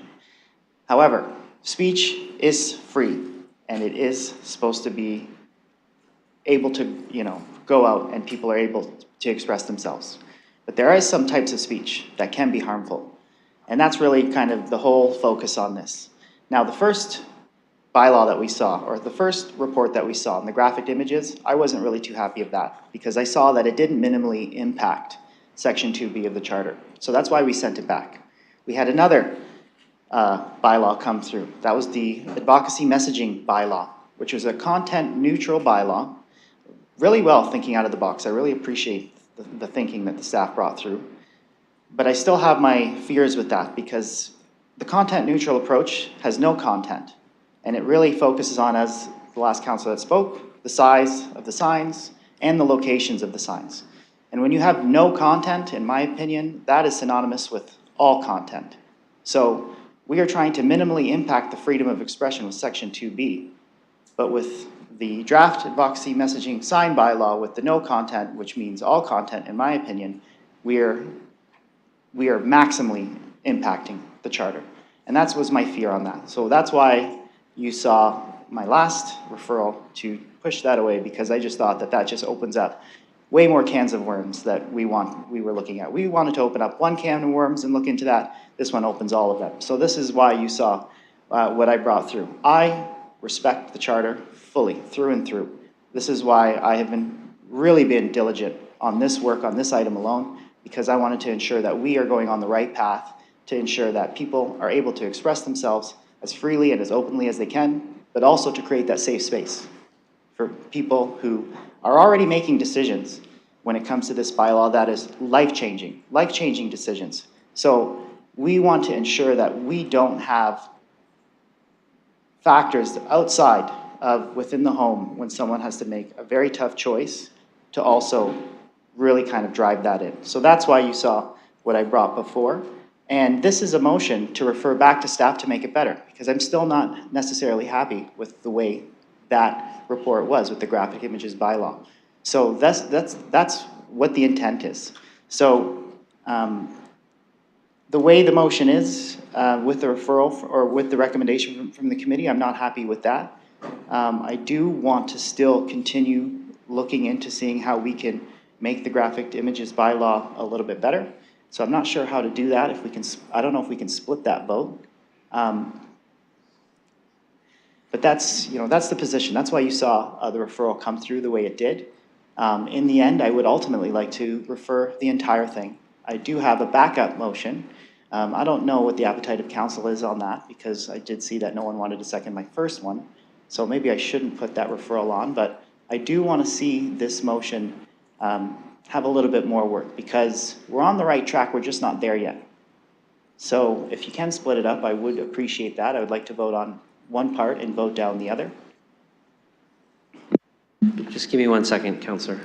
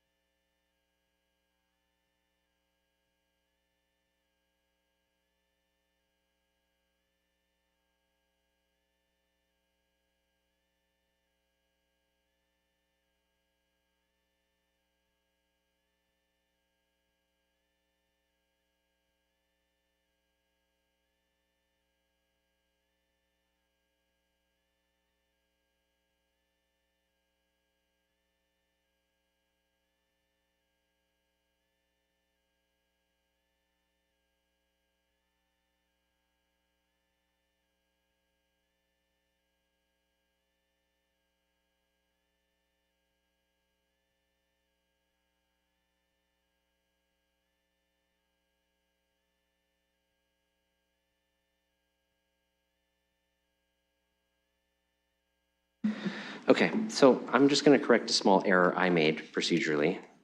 I shouldn't have gone to Councillor Van Meerbergen after you. I should have gone back to you after you pitched. You tried to move a referral. There was no seconder. You still had the floor at that point. I should have went back to you, Councillor, and said you can continue speaking rather than moving to another councillor and back. So this is considered your first speaking those two things together. So if you're looking to, you actually did not move anything because no one seconded it. So if you're looking to move something else, this is part of your one-time speaking at council, and you should do it now. If you want someone else to do it, your turn speaking on this matter will be over when your time is up or you release the floor. So you're at 3 minutes and I think 45 seconds or so right now. Thank you, Mayor. That's okay. For the referral, like I do have a backup referral, but I do see, like just with the way the first one went, I don't want to waste any time. If some other councillor would like to refer the entire motion to committee, I will second that. But that's all I have. Okay, thanks, Councillor. So you're done? Okay. Other speakers? Councillor McAllister. Thank you, and through the mayor. So I appreciate all the discussion we've had on this. I appreciate what staff's brought forward, trying to keep it neutral. We had a very good discussion at committee about this. Where I'm at with it currently is I like the neutral approach, honestly, and I think that kind of echoes some of the things I heard from my colleagues as well. I did add in section B, which was an amendment at committee. And for me personally, and to Councillor Van Meerbergen's point, I still think informed consent is something that I hold dear in a free and democratic society as well. And for me, the issue is not having disclosure and consent present when images are displayed that I think are of graphic nature. I think as citizens, we have the right to choose. And if I'm entering an area, there's a protest, I agree, people absolutely have that right to protest, but I would like to be able to make the determination whether it's something that I want to see. So that's where I'm at with that. I tried to make the language very clear in terms of what I had heard in terms of the issues that my residents had expressed. That's something that I want to take to the PPM. I'm curious, what the feedback we get from the public in terms of whether that coincides with what we see citywide, or if that's more just what I've heard in terms of things, especially around the hospital. So that was my addition. I still think we should move forward with it, have a PPM. Again, I think that we owe it to the public to have that open discussion. I think the neutrality approach is the best way to go, because I personally want to hear feedback from a variety of groups and not just where we originally started this from. So that's where I'm at. I'd like to see this move forward for now, and then once we've had the PPM, make any changes that we've heard from the public after that. Thank you. Other speakers? Councillor Pribble and then Deputy Mayor Lewis. Thank you. As I get affected, immigrated to Canada from a communist country, any freedoms that are taken away from people, such as expressing themselves in a peaceful way at public places, I will never support. I do think that when we already talked about it, and I do appreciate the content neutral from the staff, I do appreciate that.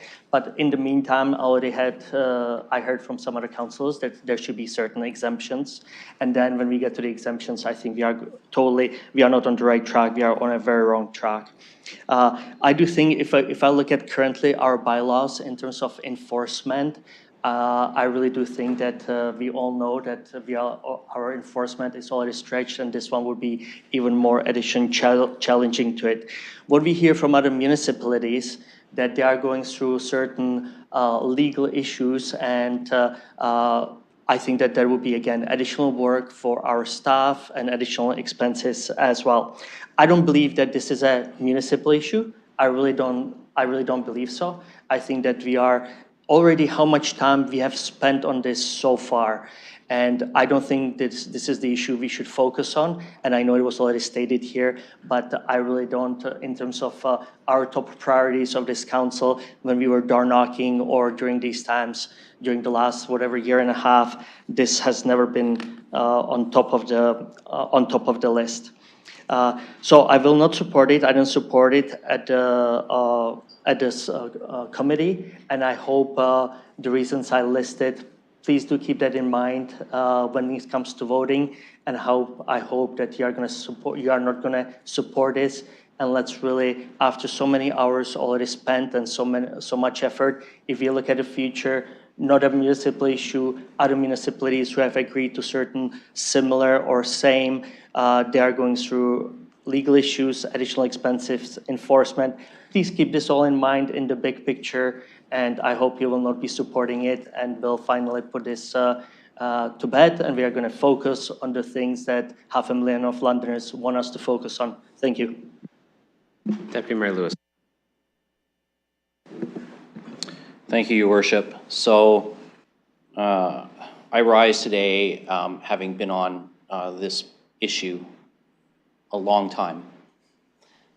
Pretty much since I arrived in this building, I seconded a communication from Councillor Pelosa to address the door-to-door mailings, and although that process was long, we did get to a resolution that was acceptable. And I think there is where the informed consent piece that Councillor McAllister expressed his concerns about is really important, because that's an intrusion into people's homes.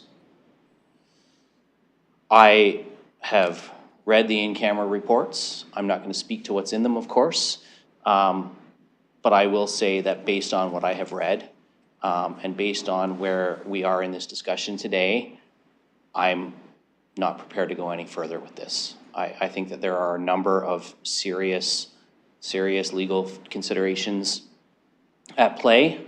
And I would echo as well what Councillor Pribble said. As soon as I started hearing people say, well, the content neutral one will require some exemptions.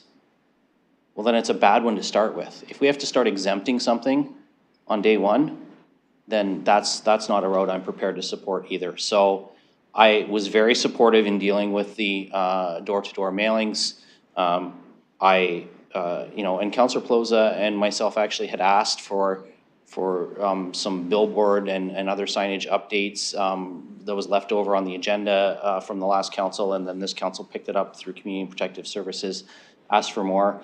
But based on where we are today, to me, I feel like we're at the limit of our authority as a municipality with regard to regulating these things, and so I'm not prepared to support any further action on this. I'm happy to receive the staff report, but I don't need a report back. I don't need a PPM on a bylaw, because at this point, I think we're just setting ourselves up for failure.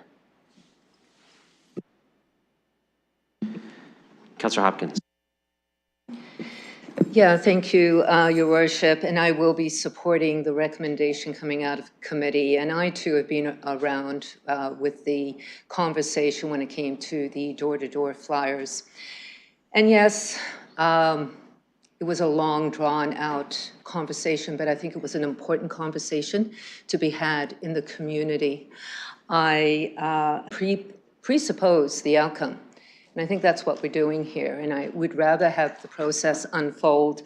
I just want to point out to a few comments I've heard about freedom of speech. And we, in this public space, do not allow those graphic flyers come into this building. So it is not free for all. There are certain rules that we hold very dearly, and a big part of that is creating a safe city, a safe space for all of us, but in particular, providing, supporting women and girls when it comes to their health. I feel very, very strongly that we do need to understand, maybe not all agree, but to have that conversation in the community is important. That's why I'll be supporting it. Councillor Stevenson. Thank you. I fully support our right to freedom of expression, full stop. And I will not support any infringement on that. I agree with what my colleagues have shared who've said, you know, looking forward to voting no on this and being done with it. Freedom of expression, full stop. All right, that exhausts, unless Councillor Trosau, go ahead.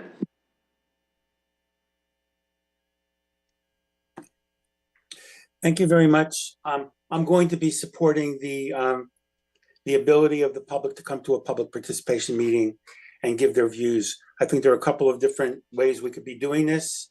There's the content neutral size of sign approach. There's the graphic image approach, which is what we did with the door-to-door flyers. We had a very long discussion with the door-to-door flyers. It was very similar to what's being said here today. And the argument was made that this infringes freedom of expression, which it did, but it's saved by Section 1, okay? And there's a very, very well set out test for whether or not a technical violation of freedom of expression can be excused. And we went through this in the last council and we came up with a good compromise. I think we can do the same thing here. I think of the streets and highway traffic bylaw, which by the way is an absolute core municipal function. So if you're trying to say this is not a municipal issue, I just think that's dead wrong, because what we're talking about are these signs that are actually placed on the street, impeding people on sidewalks, and at the very least, I want to give the public the opportunity to come out at a public participation meeting and talk about the effect that it has on them when they are driving by in a car and see these horrendous images, just like we did with the door. So I think we are not at the point where we have to make a decision today on the bylaw. I think the important decision that we have to make today is whether or not we want to put these various approaches before the public and give them a chance to come out to a public participation meeting. And it'll be like the last one. There'll be a lot of people talking from a bunch of different perspectives. But I think we would be cutting short an important public policy issue in this city if we just say, let's just kill this today and not go any further. So I am fully supporting the committee recommendation. I made the amendments at the committee to broaden it, whether it's one of the problems with the content neutral approach is now you're really you're really multiplying the number of groups who might want to come out and challenge this. And the reason I think exemptions might be important in that regard is for things like people who are out on the street legally in a strike situation. There would have to be exemptions. Personally, I think the graphic images display, we already have worked out a good definition of graphic images, which we have in our bylaw. By the way, we were threatened quite a bit during that first bylaw discussion. The City of London has not been challenged on that, and I think we can adopt the same approach here. So all I'm saying today is let's let this proceed. If we are going to pass a measure that has an implication for freedom of expression, we have a very, very high burden to justify it under Section 1. And the first element of that, of course, is that we have a legitimate interest in doing that. And then it be narrowly tailored and it not be overbroad and it be proportionate. We need a public participation meeting to get information from the public to inform that decision. So I think what we want to do with this is we don't need to debate this anymore in terms of whether we want to do a bylaw or not. Let's do that after we give the public the chance to weigh in with a public participation meeting. So I would like to see that scheduled as soon as possible, and we'll proceed from there. Thank you very much. So there's no clapping or any other sound from the audience. We appreciate that you may like some things that are said. You may not like some things that are said. So we just keep it calm and neutral. Signs are fine, but noise is not. So I appreciate everybody proceeding that way. Other speakers? Councilor Ferrer, you had a question about dividing it? You can go ahead on that, but I know you've already spoken, but you can ask me the question about dividing. Thank you, Mayor. Are you able to divide that vote? Tell me which way you want it to be divided, and then I can tell you the answer. I am not in favor of voting for the draft advocacy messaging bylaw, but I would like to refer the graphic images back to staff to see if we can do some work. So I would want to vote for that one and against the first.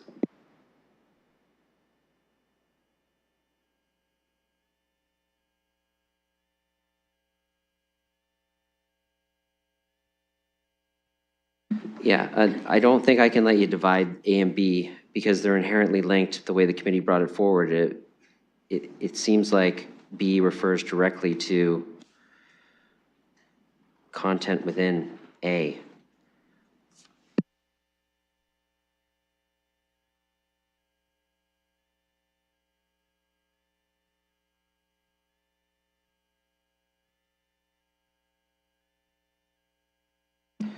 And if you only wanted to do one of those, the proper course of action in A would have been to amend out one of the pieces that you didn't want to do, but you've already spoken. So kind of in a spot here where I think it's pretty hard to divide up given the way that the committee's constituted it together. That's all right. Just, I guess, post it the way it is and I'll vote on it like that. So we're going to proceed with it all together. And again, this is for colleagues working in a committee. Sometimes motions may be in A and B, but they're inherently tied. They're very hard to divide up. So just be conscious of that when you're making motions at committee and how you want to give options to council. Go ahead, Councillor Lehman. Thank you. I'll just quickly weigh in here. I don't want to repeat too much of what has been said. Yeah, we've dealt with this. Deputy Mayor Lewis referenced that in the last term of council. I believe this is clearly outside our legislative jurisdiction. Freedom of speech is covered very well by our charter. And I think for us to dip our toe in that water is a mistake. Not just from worry about legal challenges, but I think just from staying within our lane. This is a federal responsibility, enforcing a charter, and if you want to people want to make changes at that, I would suggest they go to their MPs and pressure the federal government to make changes from that standpoint. So I will not be supporting that. Okay, that's all the speakers I had on this. This is on the committee recommendation in its entirety. So I'm going to open that for voting.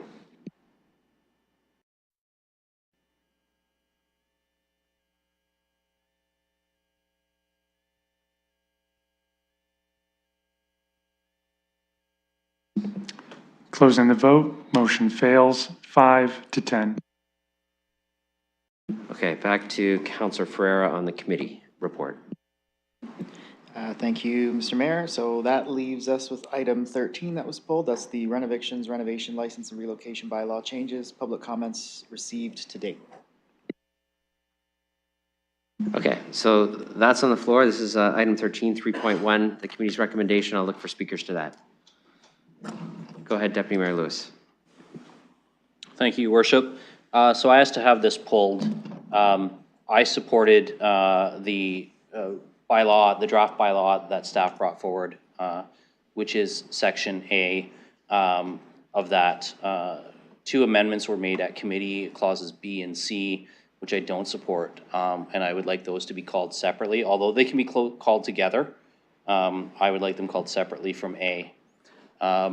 And I'm going to be, I want to take a couple minutes to share why.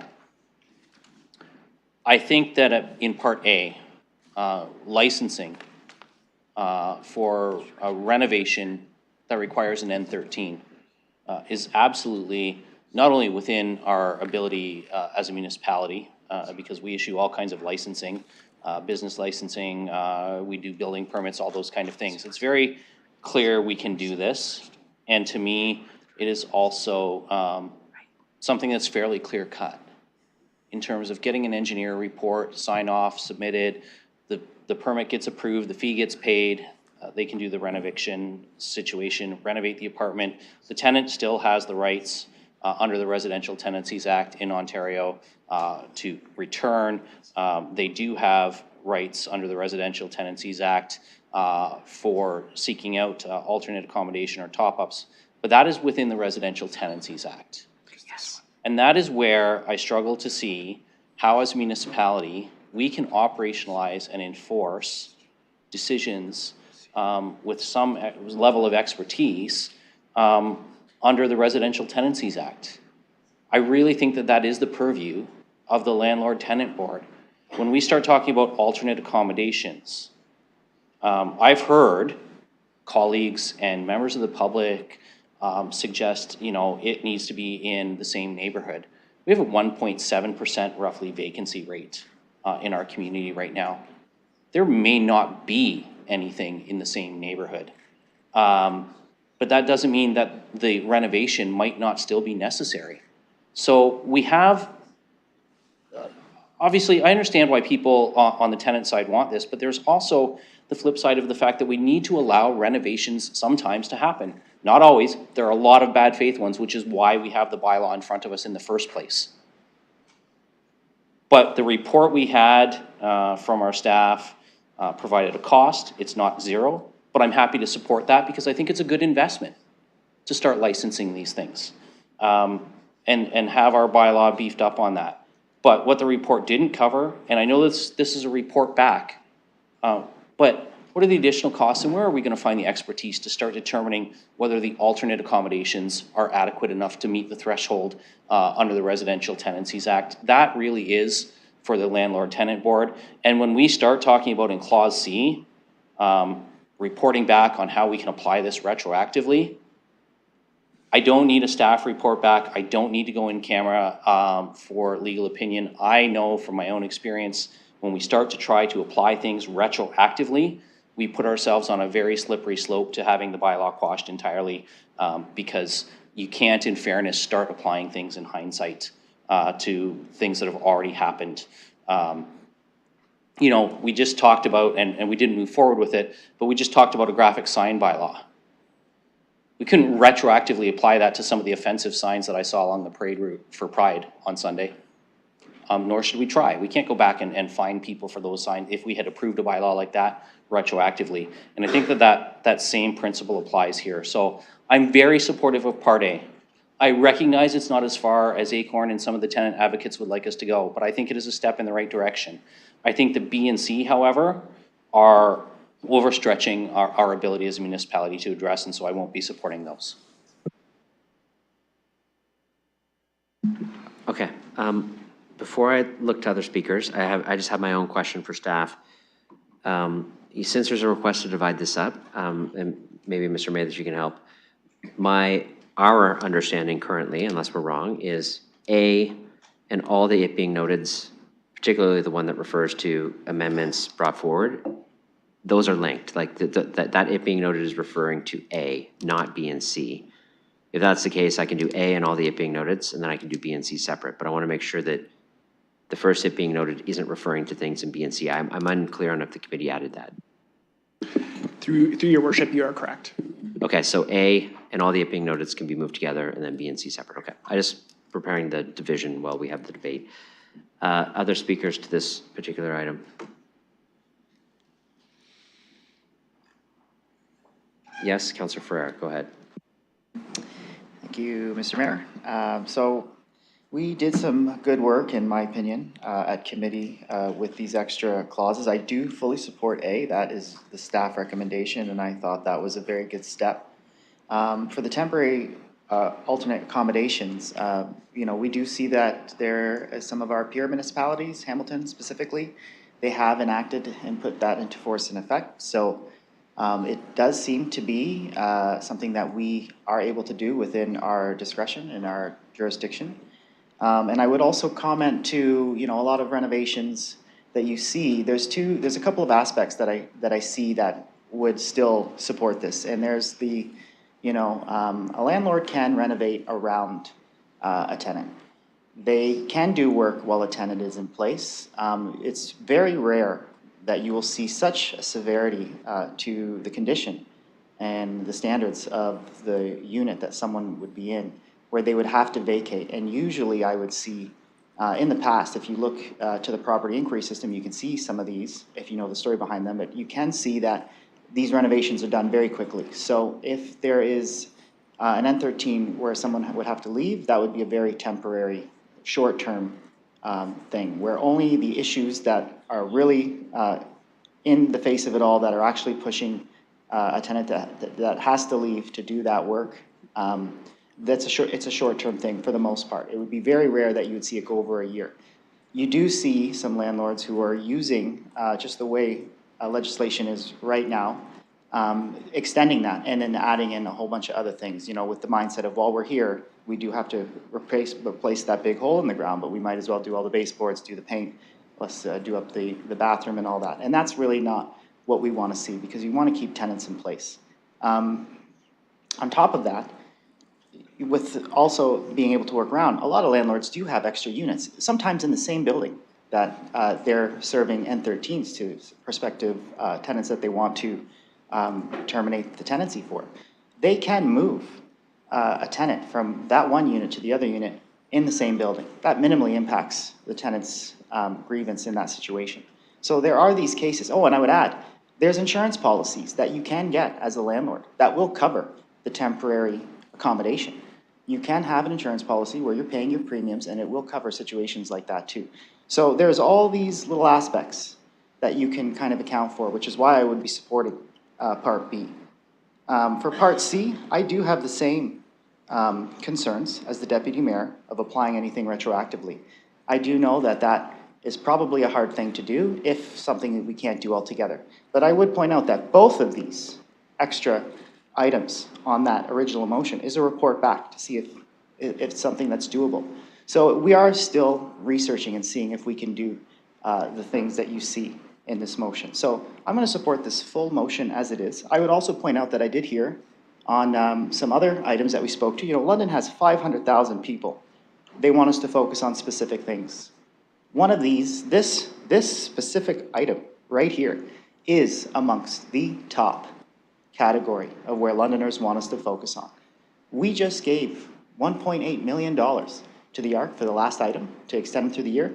This would cost around $550,000, $600,000 for a full year for the administration cost to apply this. And this is something that is also connected very much to the big strategic priorities that we are trying to accomplish. That is keeping people in their housing.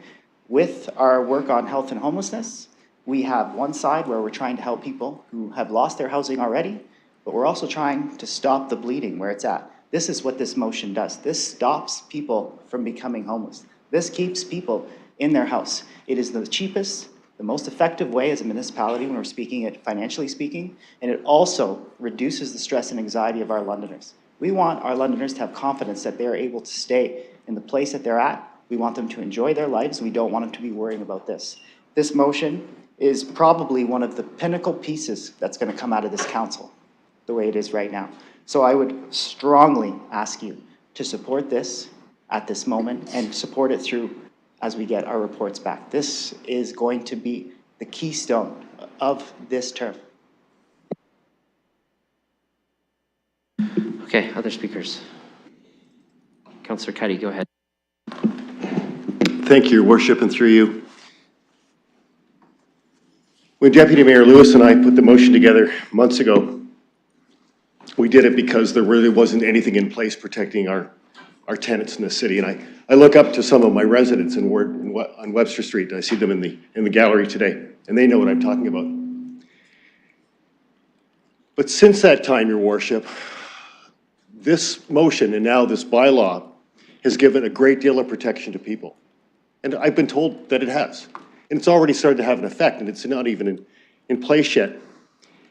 But one thing we can't do, Your Worship, is we can't be punitive to the very good landlords that we have in the city, and we have many. We have some rogue landlords, which we've experienced from Webster Street, but we have also some very good landlords.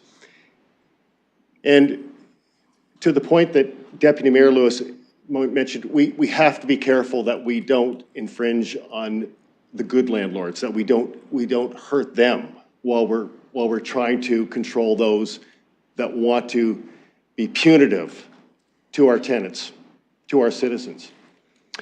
So, Your Worship, I won't be supporting B and C. I think it is a punitive measure, and what I would like to do is I would like to encourage all of my council colleagues to support the rest of the motion and to applaud our staff for the great work they've done in putting this together, to listening to our citizens and to our constituents in putting together what I think, Your Worship, is one of the best motions or one of the best bylaws for tenant protection in the country. Thank you. Councillor Trousseau, go ahead. Thank you. I will be speaking in favor of the entire motion that came out of the committee. I don't think there's anything in this bylaw that's punitive, and I don't think there's anything in this bylaw is a stretch. And in fact, the retroactivity issue is creating some concerns. But we have people who have already been served with the notices, and this is merely asking staff if they could think of any possible way that we could try to help them. In terms of the accommodation piece, I really disagree with the assessment that this is the best bylaw that's on the table, because the Hamilton one is much better. And we see that there are other bylaws around the country, New Westminster, that include something like the accommodation piece. One of the points of this bylaw is if the landlord needs to be doing renovations, try to get them done as quickly as you can, and preferably if you can get it done with the tenant in there, which means getting to this work before it gets so dire that the tenant has to move. That's a positive. So there's a lot of really good public policy underlying all of these provisions. Now, certainly, if we simply pass the one that came from staff without the accommodation piece, or the question of how we can provide some protections to existing tenants who have received notices, that's fine, and I'll support that, and it's better than nothing. But I think we're being too worried about the effect of these additions, because once again, like in the last matter, we're not enacting this evening. We're asking staff to give these 2 additional add-ons some additional consideration. And if they come back and say, we can't do it, or we're not willing to do it, or we think it's too risky, fine. We'll take it from there and pass the bylaw as it is. But I think it would be premature, especially what we heard at the public participation meeting, which was very, very strong. It really pointed to the fact that we have a lot of tenants out there that have already received these notices that need some protection. And it also pointed to the fact that if the tenants are going to have to vacate the unit during the renovations, they're going to have to be accommodated. There needs to be some top up. Otherwise, they're just going to be out there. Who knows how long it'll take, and eventually they'll go away. I mean, that's what the landlords are counting on. This is not punitive against landlords who are complying with the rules. This is not punitive against landlords. It doesn't even affect landlords who have maintained their units all along. This only affects units that have not been maintained all along. You don't get yourself into a renovation situation unless you haven't been maintaining your units. And I think that we have a lot of really responsible property owners and management companies that take great care to maintain their units. And I've spoken to a lot of landlords. This bylaw is not going to affect them. And certainly the marginal difference between the add-ons and what was in the staff report, I think is very, very minor. We've had a very compelling public participation meeting. We're asking staff to do a little bit more work on this. At the committee, we were told by staff they could come back in September. Let's see what the staff comes back with. And at that point, we can make the final determination on how we're going to proceed with this bylaw. But I think it would be premature to rule out some of the other options that would strengthen it at this point. So with that, I'm just going to say I'm going to be supporting the committee report. Again, yes, staff has done fantastic work on this. The turnaround time was great, but we've also got other cities who have come before us on this. And I think that there's a lot of learning that we can do from what Hamilton and particularly New Westminster have done. So let's not cut this short. Let's see what comes back from staff, and we'll take it from there. We're not at the ultimate decision point yet, and I want to keep our options open because this has got to be an effective bylaw. Thank you very much. Thank you. Any other speakers?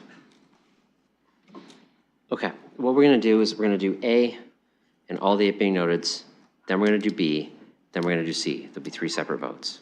A, all the it being noted, B, and then C. So A and all the it being noted will be first. We're going to open that for voting.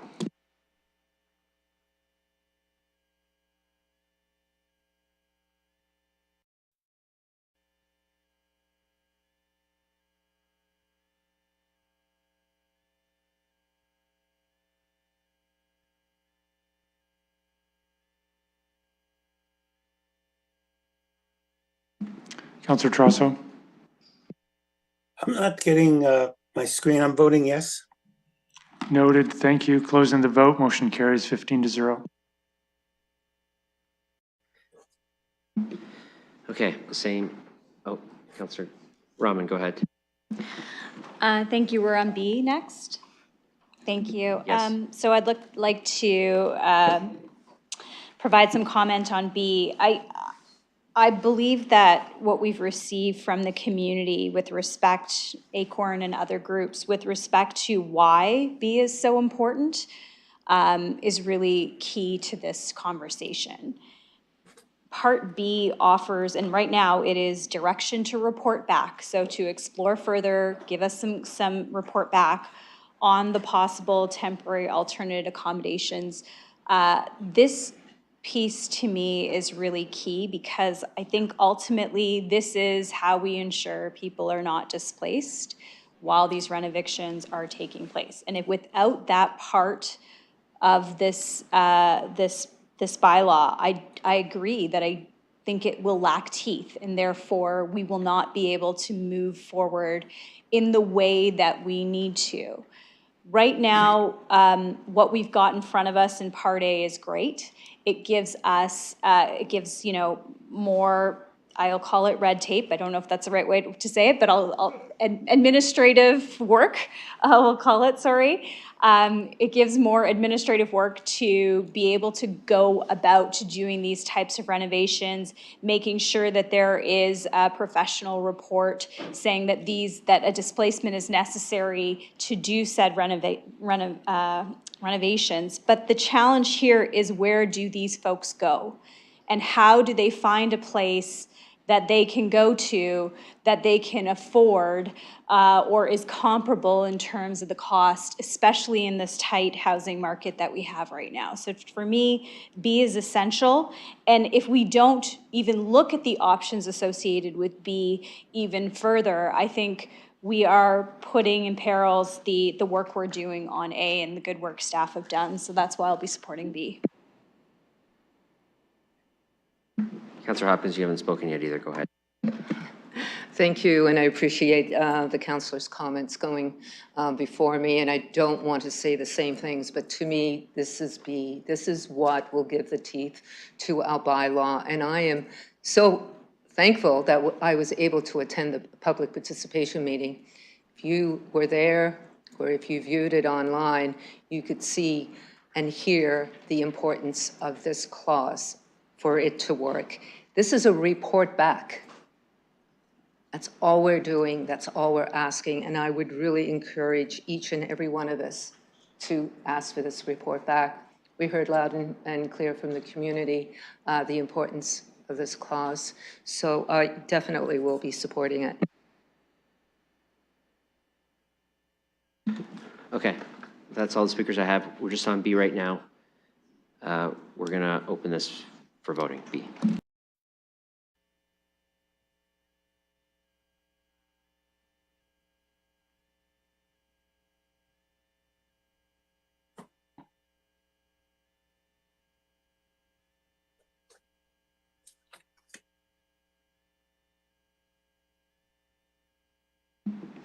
Councillor Trosso. Thank you. Closing the vote. Motion carries 8-7. Okay, and now C. We're going to open C for voting.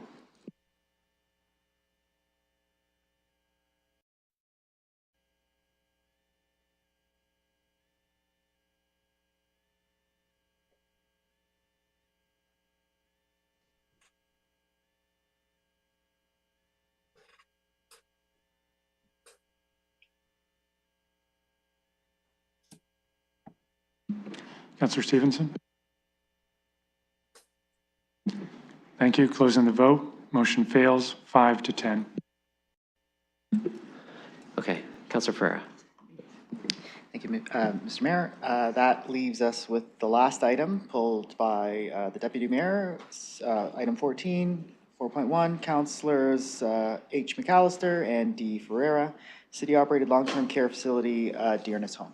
And I'll put that on the floor. Okay, so that's on the floor by the chair. Councillor Pelosi, you got your hand up. Go ahead. Thank you, Your Worship. Just looking to speak to this one as I was not able to do so at committee. Just as an update, as the past chair of the Dearness Home through the first full term of council, I will not be supporting this one as we're looking at directing the next term of council. Okay, I'm going to ask people in the gallery. You're very loud. We're still continuing the meeting, so if you have some discussion, you can either do it quietly or you can take it into the hallway so we can continue with the next item. Thank you. Thank you. I recognize this is to create a budget report and options for the next term of council. I believe as they roll into the next MYB for the next term of council, there is time for the mayor and the council to make that decision for themselves, should they wish. As at this time, and it's not in our budget or our strat plan.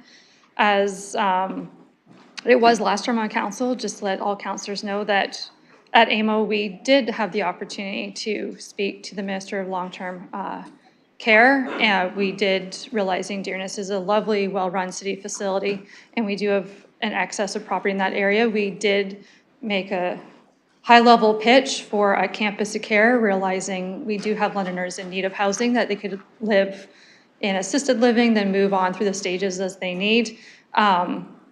We have not got to welcome them yet to the City of London, realizing as well this is a cost to the city. I'll just, if you give me one moment, go back into my emails, as Mr. Murray did send me some information as it pertains to the budget, and we're considering these things, that Dearness Home is approximately $7.35 million for the 243-bed facility. So it's approximately $30,000 per bed on average. And this includes the adult day program and homemakers program. And it excludes the capital budget related to life cycle renewal of the facility and other corporate supports of the operation of the home.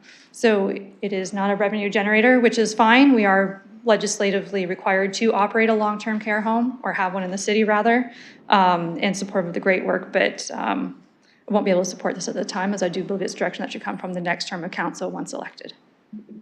Okay, any other speakers on this? Deputy Mayor Lewis, start the list. Councilor McCallum. Thank you, Your Worship. I'm not going to repeat everything that Councillor Pelosi just said. I agree with her completely, though. We cannot bind the next council. We also do not have this in our strategic plan, and there are things in our strategic plan we are already not funding. I understand the good intent, but Dearness Home, and it's fine that it is, but Dearness Home is heavily publicly subsidized by the municipal tax base. It is not a revenue generator.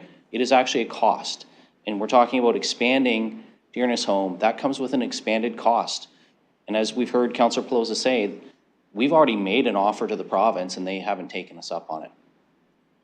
It is not outside of the requirement to run one facility. It is not the responsibility or the jurisdiction of the municipality to provide long-term care. That is very clearly the responsibility of the province. And I think that this is just an example of good intentions significantly overstepping our municipality's ability to deliver on things. Like I said, I understand where the good intent is coming from. Absolutely, but I can't support this. I can't support, at a time when we're looking for budget reductions, and I know we're not asking for money now, but an expansion of a facility like Dearness Home, that's not a few thousand, like hundreds of thousands of dollars. It's not even $1 million. You're talking about tens of millions just in capital if we're going to do something that adds beds. And then there's the deficit created in the operating costs. So good intentions, but this is a hard no for me. Councillor McAllister. Thank you, and through the chair. I have obviously a lot of thoughts on this. I was the one who put it forward. And I'll be honest, one of the things I've heard throughout my whole life is we have a very large portion of the population, the boomers, as we colloquially call them. And one of the things I've found fascinating through my life is that it's a massive part of the population, and the planning for that population should have been started a very long time ago. For me, I'm trying to play catch up with something like this. I'm trying to prepare for that aging population. And I'm not trying to put any of my colleagues on the spot, but you're eventually going to get to that stage where you have to plan for your retirement. I'm not pointing any fingers. I've tried to be respectful here. But I really do think as a society, we have done a disservice to our senior citizens. And one of the things I hear a lot of the time from my senior citizens is that they would like a public option to go to. Dearness has a very good reputation for providing that quality care. It's a public provider. And yes, we are operating at a bit of a loss, but it's really the only option for a lot of people. A lot of our seniors cannot afford a private long-term care facility. And I think we owe it to them to have this option. Yes, as a municipality, we are required to run one. This is the only one we do run. So I am trying to look for opportunities to lay the groundwork now, because as I said before, I think we have delayed it for too long. We talk about, tying the next council. We do that all the time. I can think of so many infrastructure projects where the horizon is going to push it way past most of our future terms. So I think that is well within order. I think we owe it to our senior citizens to provide them this quality option. I think Dearness does a great job. And I think we owe it to them to get the ball rolling now. These are conversations we can have with the province in the lead up to not only the next provincial election, but we have to start these conversations now. Because as we heard from committee, and I want to thank Leslie Hancock from Dearness for coming, the timeline for these is extensive, between 4 and 7 years, I believe he said, just to kind of get these plans going. So we have to also take into account, yes, from our point of view, our term will be up, but we have to start these long-term plans now. I mean, I wish I had a time machine to go back and do it years ago, because our population is rapidly aging, and we are going to be in a position down the road where we don't have enough spaces. The current wait list is approximately around 600. I think it's 581 maybe. Staff can confirm that if they have that at their hand in a moment, but it's double the provincial standard currently. So I really do think that there's an opportunity here. I know there's a consultant fee associated with this. I mean, I think it was approximately 100,000, but I think that's minimal, especially when we consider a lot of the consultancy fees we put in place for other projects. I think this is something that will really serve a portion of the population that unfortunately has been a bit neglected. We went through a pandemic. The senior population took an absolute beating, and I really think we owe it to them to have a quality public facility funded and, if possible, expanded to plan for that future population growth we're going to see. So thank you.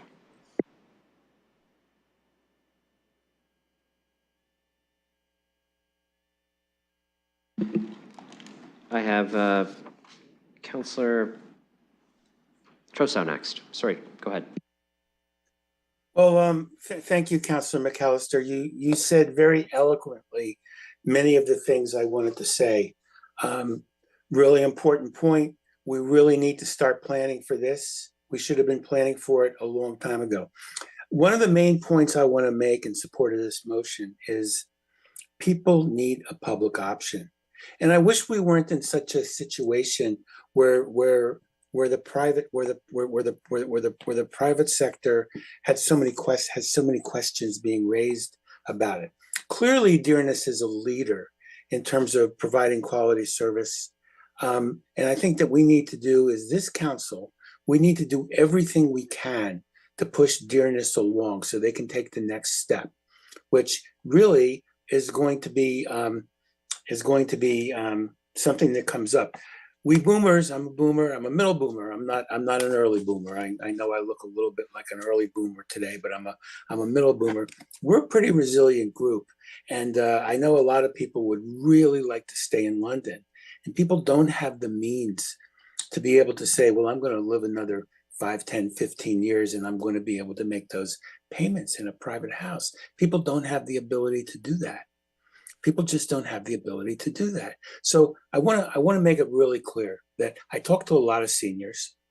I talk to a lot of seniors who are in apartment buildings or homes right now, and they want to look forward to having a decent, high quality, non-predatory place where they can go to get that additional level of care when it's time for them to do that. And Dearness is just such a gem. We need to do everything we possibly can do. And by the way, in terms of binding the next council, we do that all the time. We're way into the 2030s in terms of what we're doing with, what's a good example? The police training facility. Not to start that discussion, but we do it all the time. And I think it's important for us to look ahead. Thank you very much. Okay, other speakers? Okay, seeing none, then we're going to open this for voting.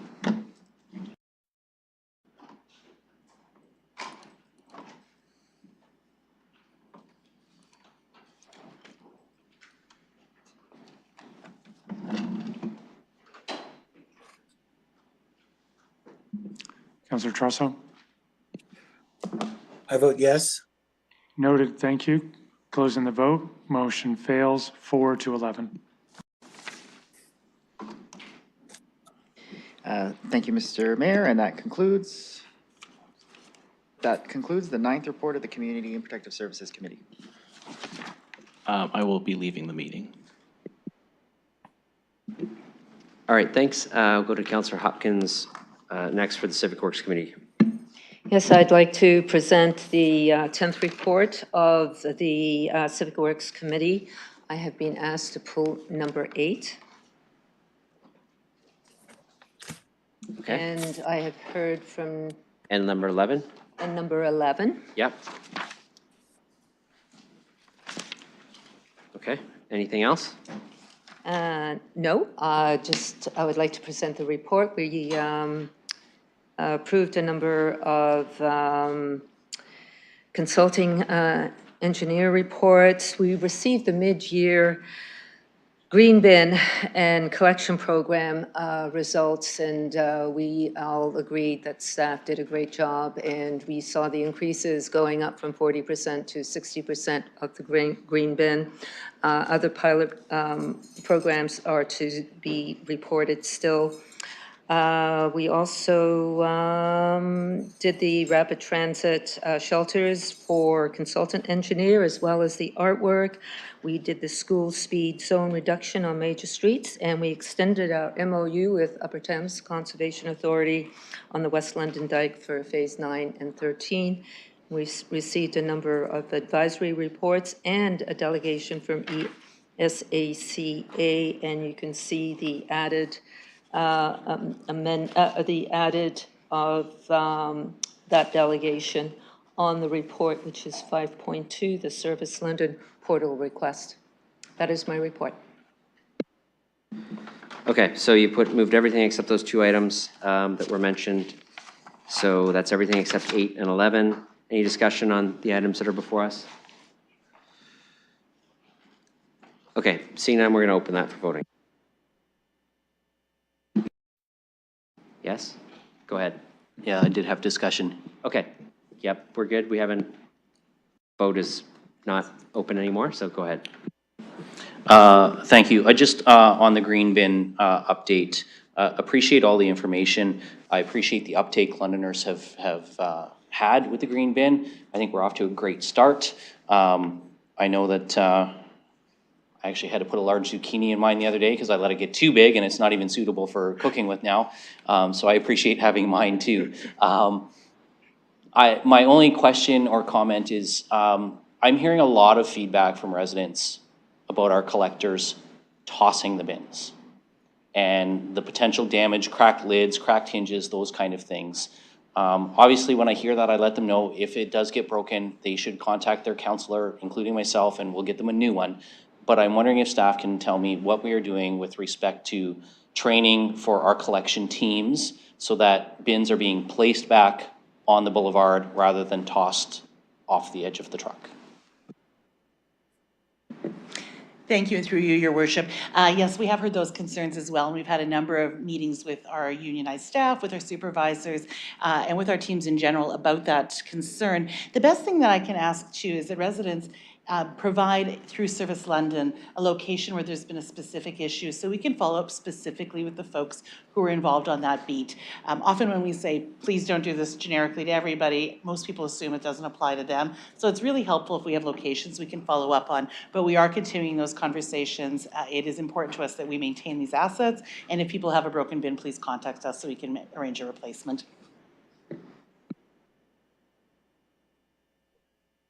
Thank you, Your Worship, and through you, I appreciate the staff response on that. Most often, we end up having myself or Loredana forward it to Service London rather than send them to the portals, but we're happy to continue doing that. And I will just say, I found myself, for those listening and for those interested, I found since I started turning my handle out towards the curb so that it's very easy for them to pick up, I'm getting a very polite replacement right where I picked it up. So maybe as individuals, we can do something too to make their job a little easier facing the handle out. I don't know if that actually makes their job easier, but I started doing that a couple weeks ago and I've found my bin is basically right back where I put it, but empty. So just wanted to share that and thank the teams for their hard work because I know it's not the most glamorous job. I know it's hot in this weather. It's cold in January. It's smelly right now. Then you got stuff frozen to the bottom when it's winter. But I'm really encouraged to see the uptake. And I know that there was some discussion in here about, expanding to pet waste and those kind of things. Be interesting as a cat owner to see that because I'd love to use my cream bin for my litter too, but I know there's complications around those kind of things. But I would just want to say to staff, and particularly to Mr. Stanford and his team, great job so far. I know they're working hard to respond, so I want to make sure that I acknowledge him. And if I get it wrong, I apologize. I think it's Jessica, who have been doing a phenomenal job responding at least to the concerns that I've been getting from residents in Ward 2 and getting those resolved really quickly. So that encourages people to continue to participate. Can't thank them enough for being so responsive and so friendly when they do respond to those concerns. Okay, any other comments on the general committee report with the exception of the 2 items we pulled? Okay, we're going to open that for voting now then.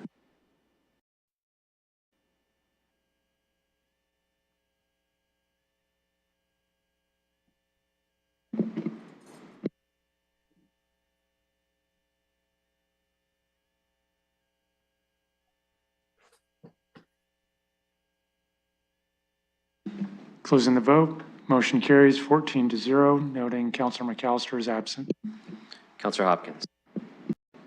Yes, I'd like to put number 8 on the floor, which is the recommendation to introduce a new bylaw to school zone speed limit reductions on major streets, amending it to reduce it by 10 kilometers.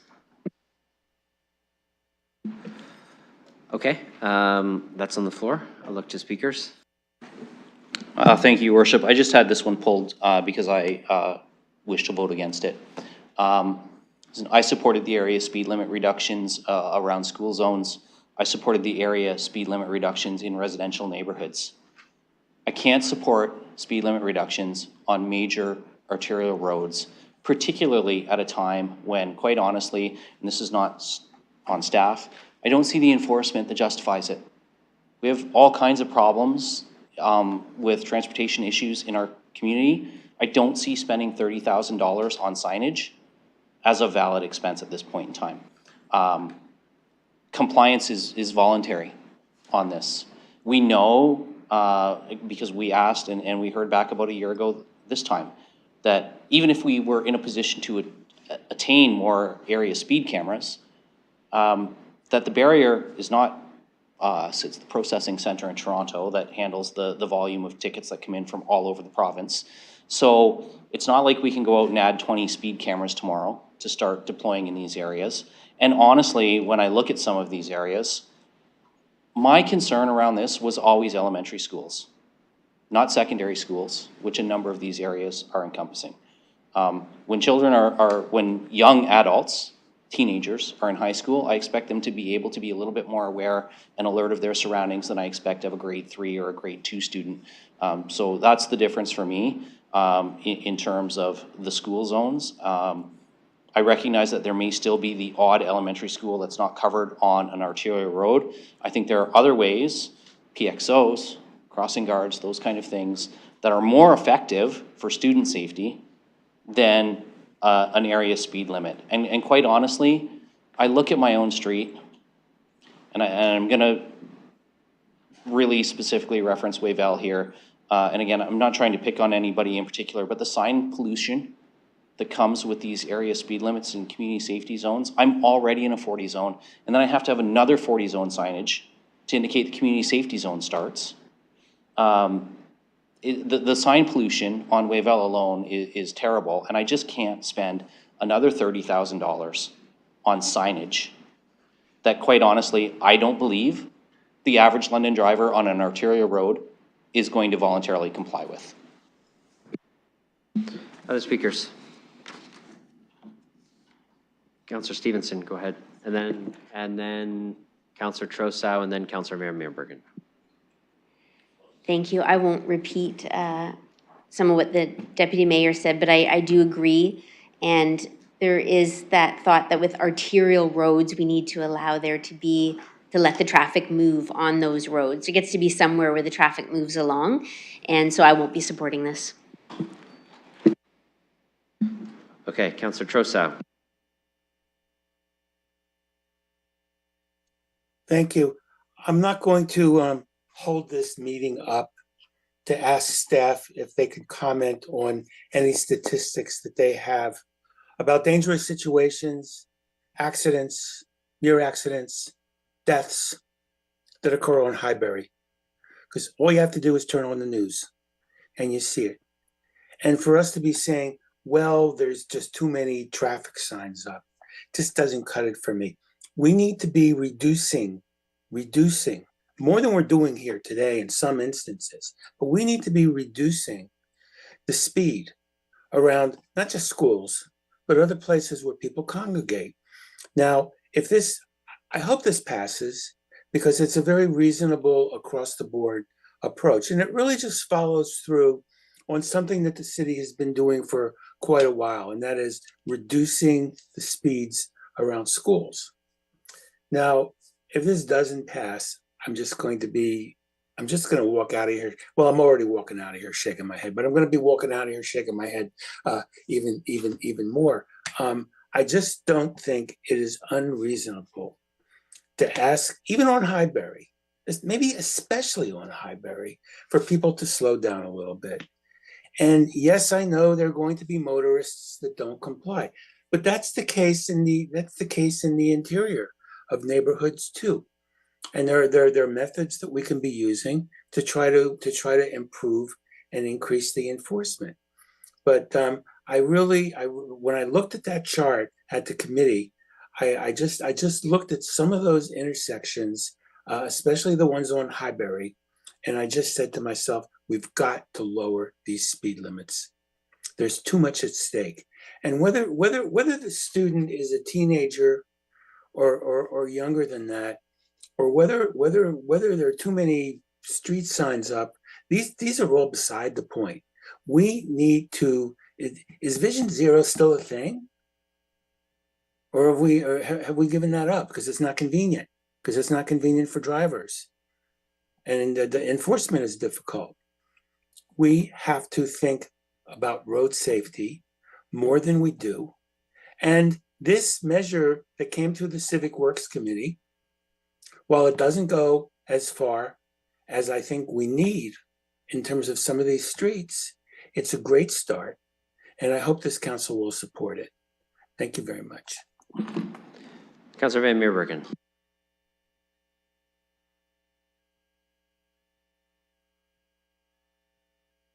Thank you, Mayor. I wanted to ask staff, with regard to arterial roads and schools, do not most of the crossings, if not all, have a crossing guard on arterial roads?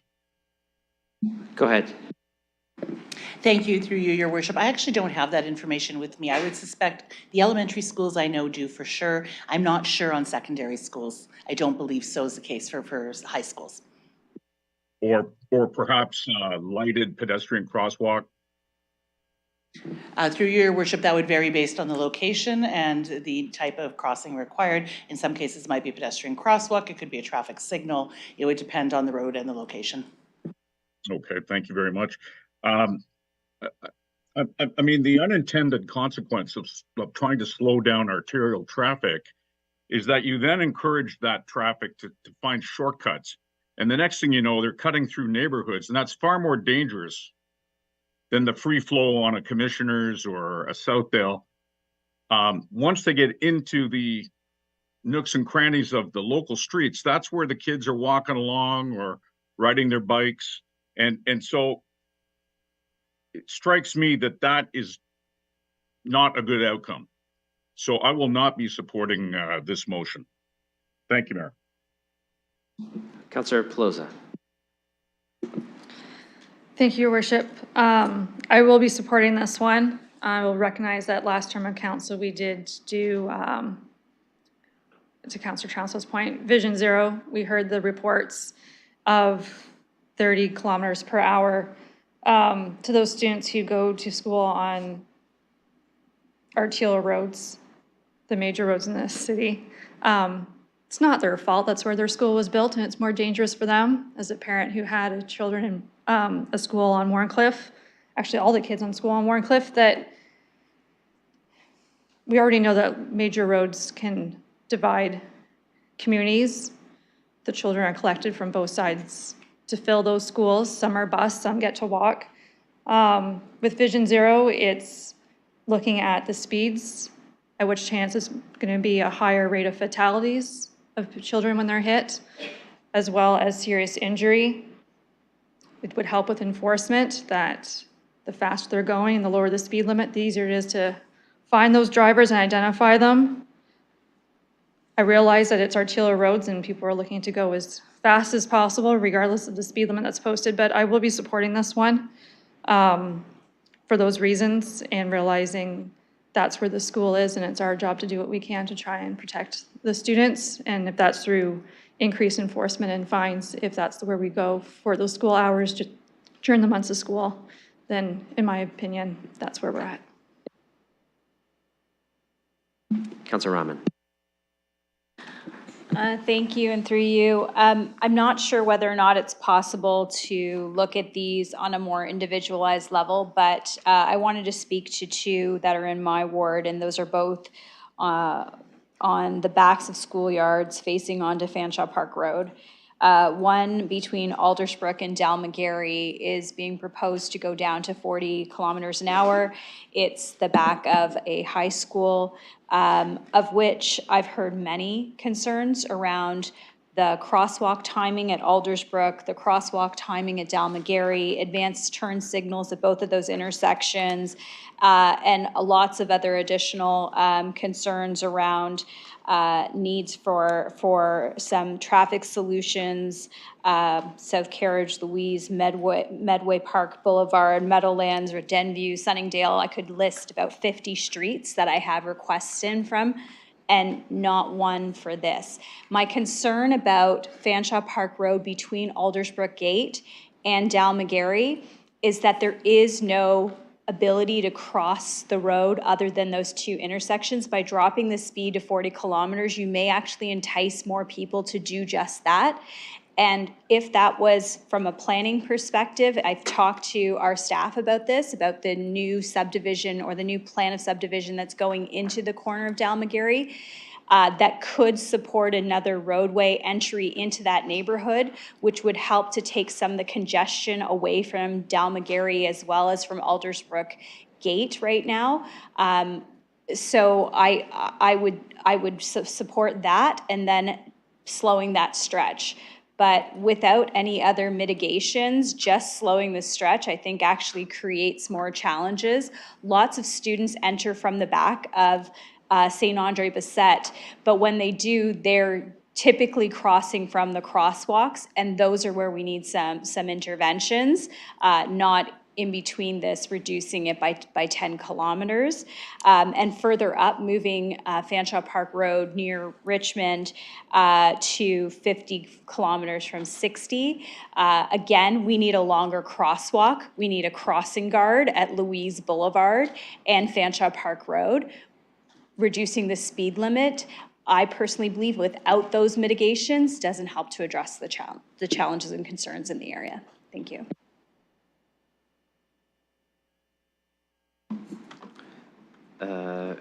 Sorry? Councillor Hopkins? Yeah, go ahead. Yeah, Your Worship, I haven't spoken to this, and I would like to do that. Yeah, thank you.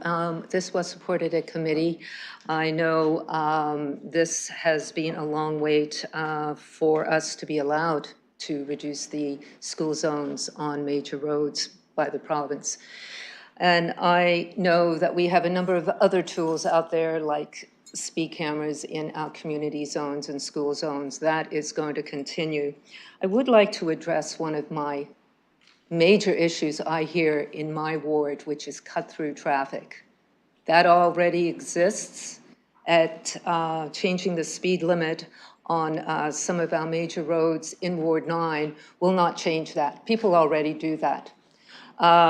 This is really important. I have a number of schools, Commissioners Road, there's one. We had 2 fatalities the past year. It's that simple. $30,000 we're going to save on signs. This is another opportunity for us to create safer neighborhoods. And it is not the be-all and end-all that is going to solve our problems, but we know that we have this this culture that exists that we want to get from A to B as fast as possible, and we need to, that is undermining the safety of our neighborhoods. We need to do more. I know that is the number one concern I hear in my ward. So not to support this would really be a huge concern from residents that constantly are saying, where are the signs? Respect the limit signs. We have many, many opportunities we do. It's not going to solve all our problems, but not to do it is, for me, a safety issue.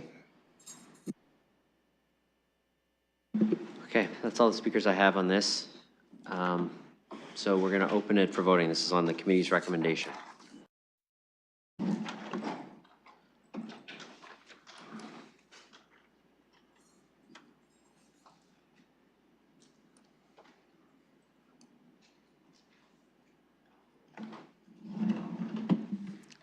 Closing the vote, motion fails 5-9.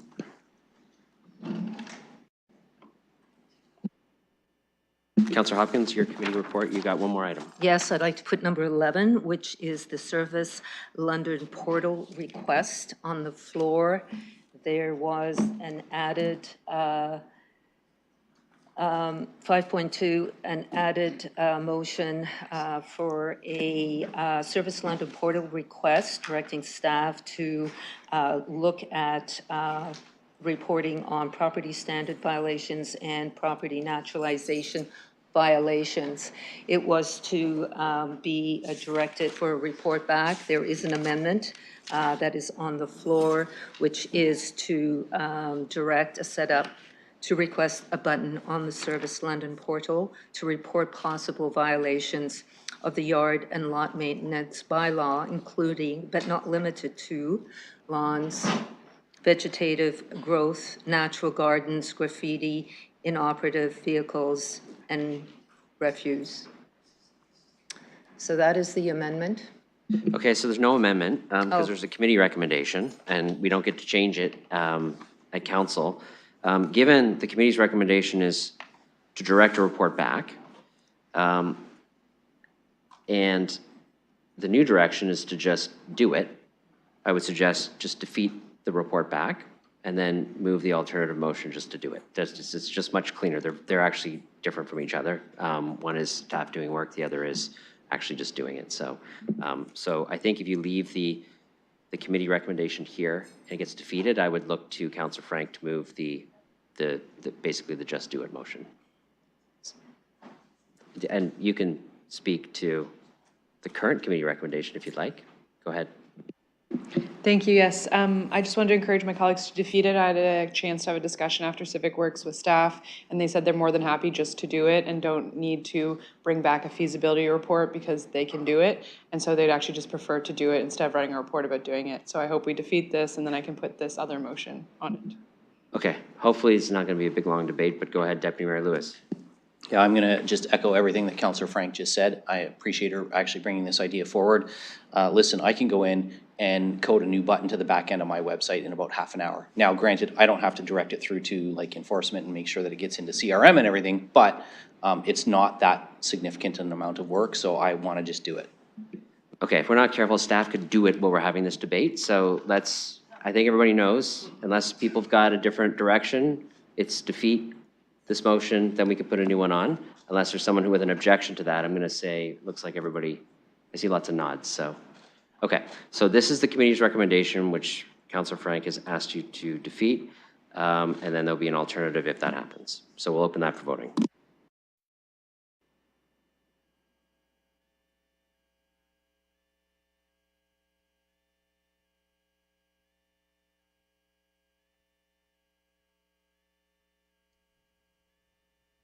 Trusso votes yes. I'm sorry, Trusso votes no. Thank you. Closing the vote, motion fails 0-14. Okay, so no direction coming out of committee. Councillor Frank, you have an alternate. Thank you. Yes, I'd like to put the alternate on the floor that was circulated via email, and it's as well in eScribe. We're just going to read that out for the public. It's an alternate, so there's a seconder. Deputy Mayor Lewis is willing to second. And I'll just read it so the public knows what's being done. The civic administration be directed to set up a request button on the Service London portal to report possible violations of the yard and lot maintenance bylaw, including but not limited to lawns, vegetative growth, natural gardens, graffiti, inoperative vehicles, and refuse. Moved by Councillor Frank, seconded by Deputy Mayor Lewis. Any discussion? Okay, we'll open that for voting.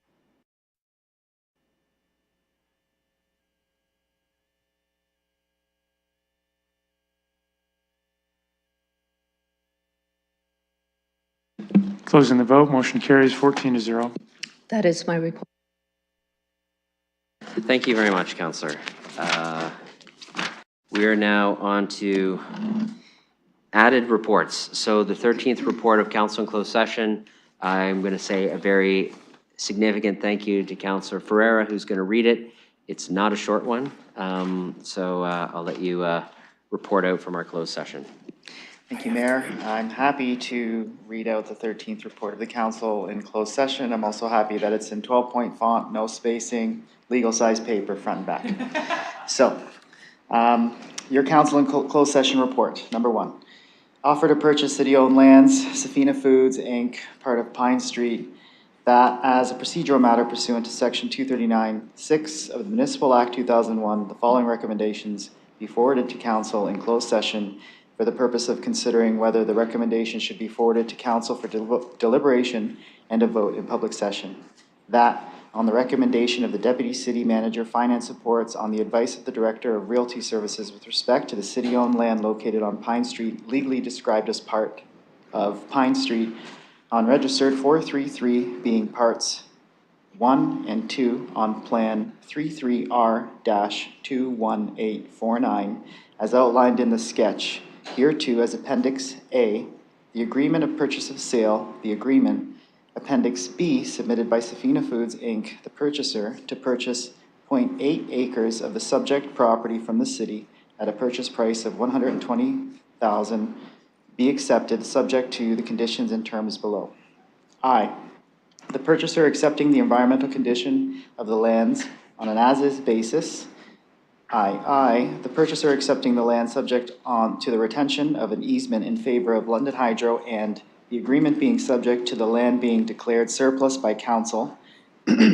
2, offer to purchase city-owned surplus land, part of Berkshire Park, 510 Berkshire Drive, that as a procedural matter pursuant to section 239(6) of the Municipal Act 2001, the following recommendation be forwarded to council in closed session for the purpose of considering whether the recommendation should be forwarded to council for deliberation and a vote in public session.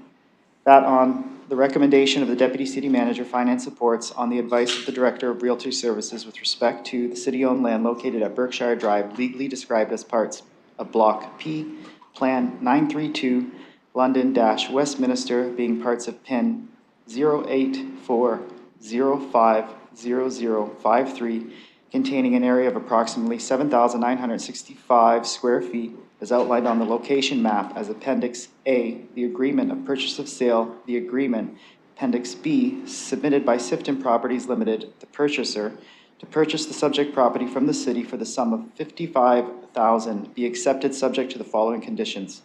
I, purchaser acknowledges and agrees that the property of being purchased on an as-is basis. I, the purchaser agreeing to pay their own legal fees.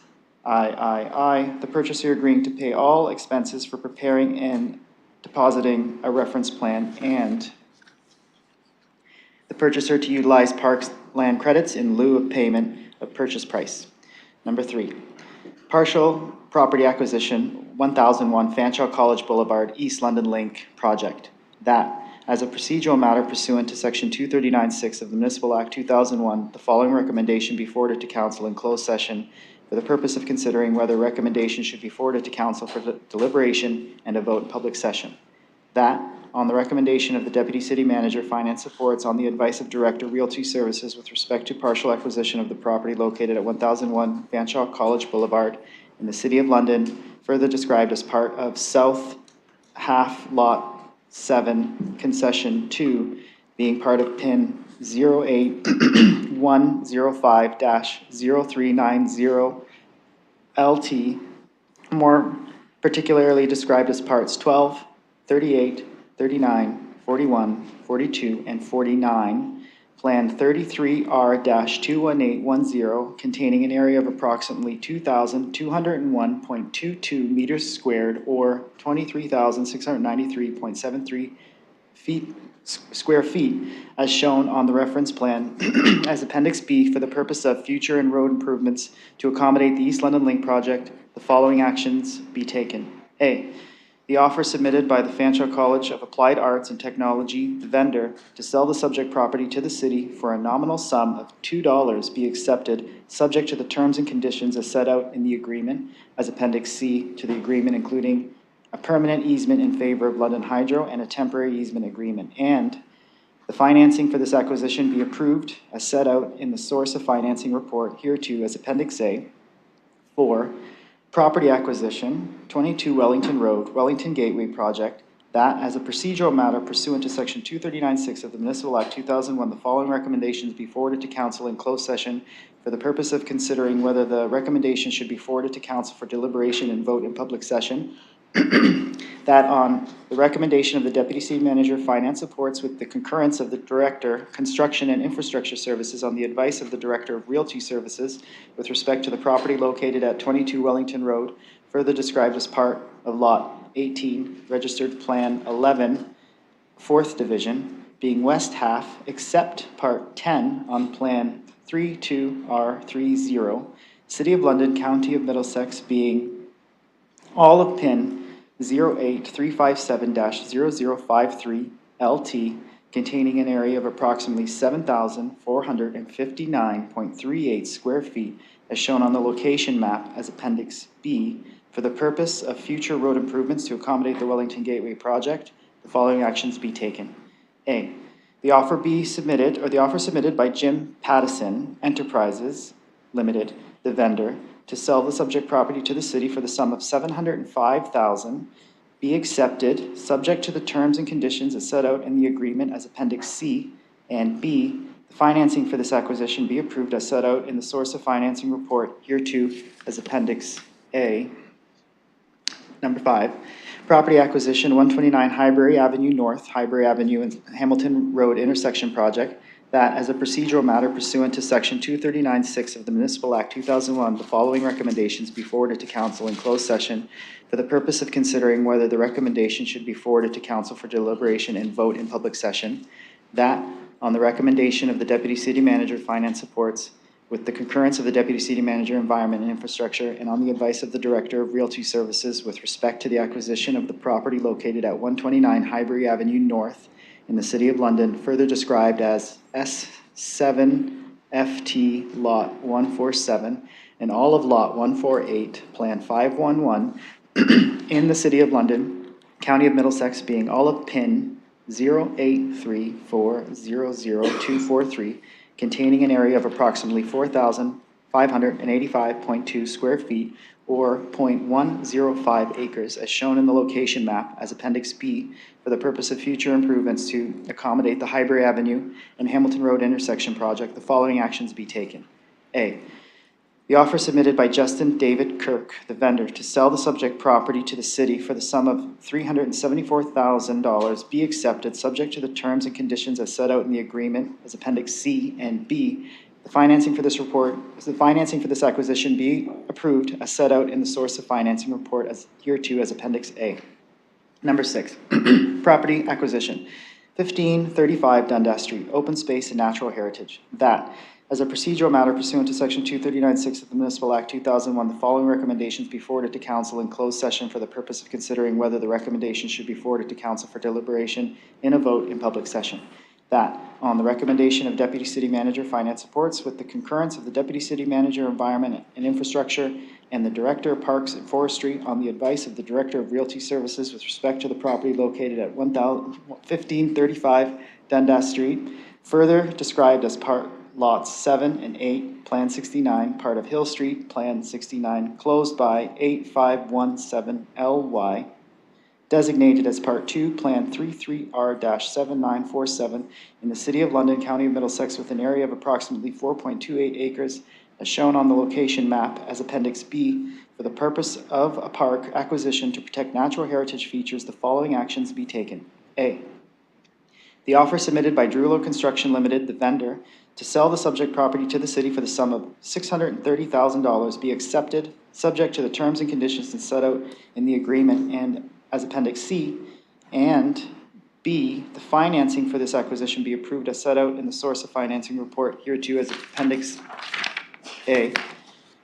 Number 7, settlement agreement 1144 Dundas Street, East London Link project, that on a procedural matter pursuant to Section 239(6) of the Municipal Act 2001, the following recommendations be forwarded to council in closed session for the purpose of considering whether the recommendation should be forwarded to council for deliberation and a vote in public session. That on the recommendation of the Deputy City Manager, Finance Supports, on the advice of the Director of Realty Services with respect to the property located at 1144 Dundas Street, further described as Part Block D, Registered Plan 494 in the City of London, County of Middlesex, designated as Part 1, Plan ER-1545445, being part of PIN 08289-0057, as shown on the location map as Appendix B for the purposes of future road improvements to accommodate the East London Link project, the following actions be taken. A, the settlement agreement as to the compensation and possession from Fee Naz Holding, Inc., to settle the outstanding expropriation compensation to the property owner for the total sum of $215,800 be accepted, subject to the terms and conditions as set out in the agreement and Appendix C, and B, the financing for this acquisition be approved as set out in the source of financing report hereto as Appendix A.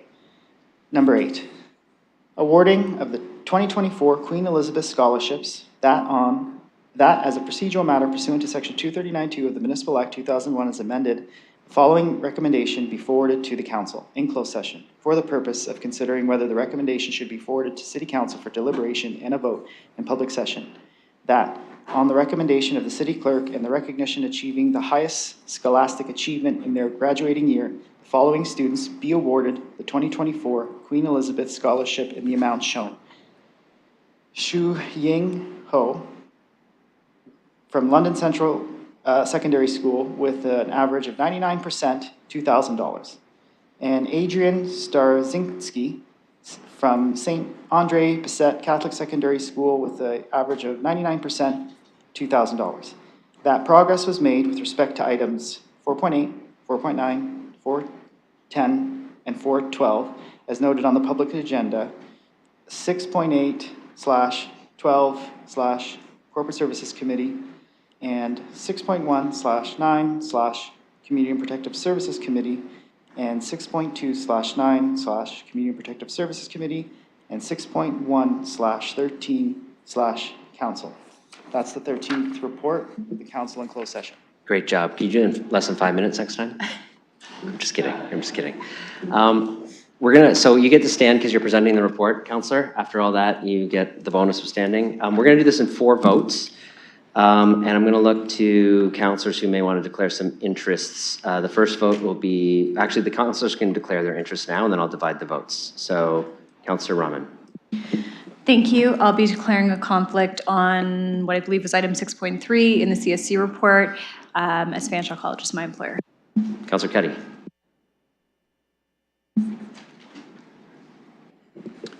Yes, Your Worship, I'll have a conflict as well.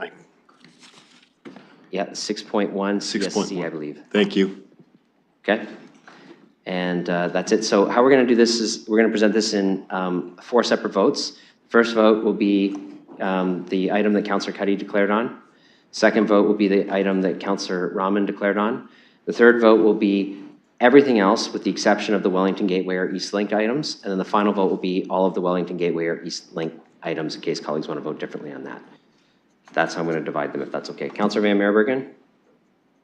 Right, okay, well, thank you for that, Mayor. I just want to clarify. So I'd like to vote against 6.3, 6.4, and 6.7. So would I wait till the end on that last vote? So you'd vote against the second vote we have, because that's one that's related to a conflict, so it'll be separated out, and 6.4 and 6.7 will be together at the end. I'll remind you as we go through the votes. How about that? Okay, thanks. Okay. So the first vote that we're going to do, I'm going to have Councillor Ferreira, who presented the report, move it. It's going to be 6.1 from CSC. which is the one that Councillor Cuddy declared an interest on. Okay. You get to stay, but you vote abstain. Okay. Seconder in Councillor Lehman. Okay, we're gonna, any discussion? Okay, we'll open that for voting.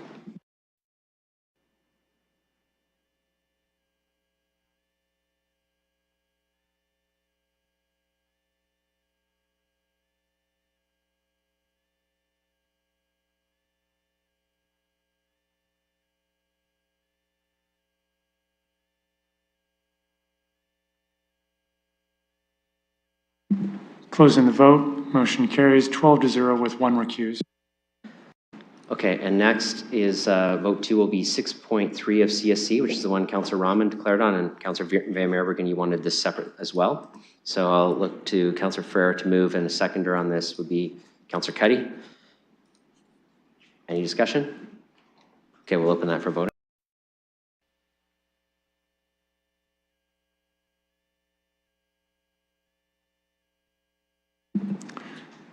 Closing the vote, motion carries 11-1 with 1 recuse. Okay, the third vote contains everything that was not a conflict and didn't seem like anybody wanted to vote separate on. So 6.2, 6.5, 6.6, and 6. So 6.2, 6.5, 6.6 of CSC, and 6.3, which is the scholarships of CPSC. Moved by Councillor Ferreira, seconded by Councillor Hopkins. Any discussion on that, aside from a huge congratulations to the scholarship winners? Which we will, of course, do in a presentation formally later, and a check. Okay, we'll open that for voting.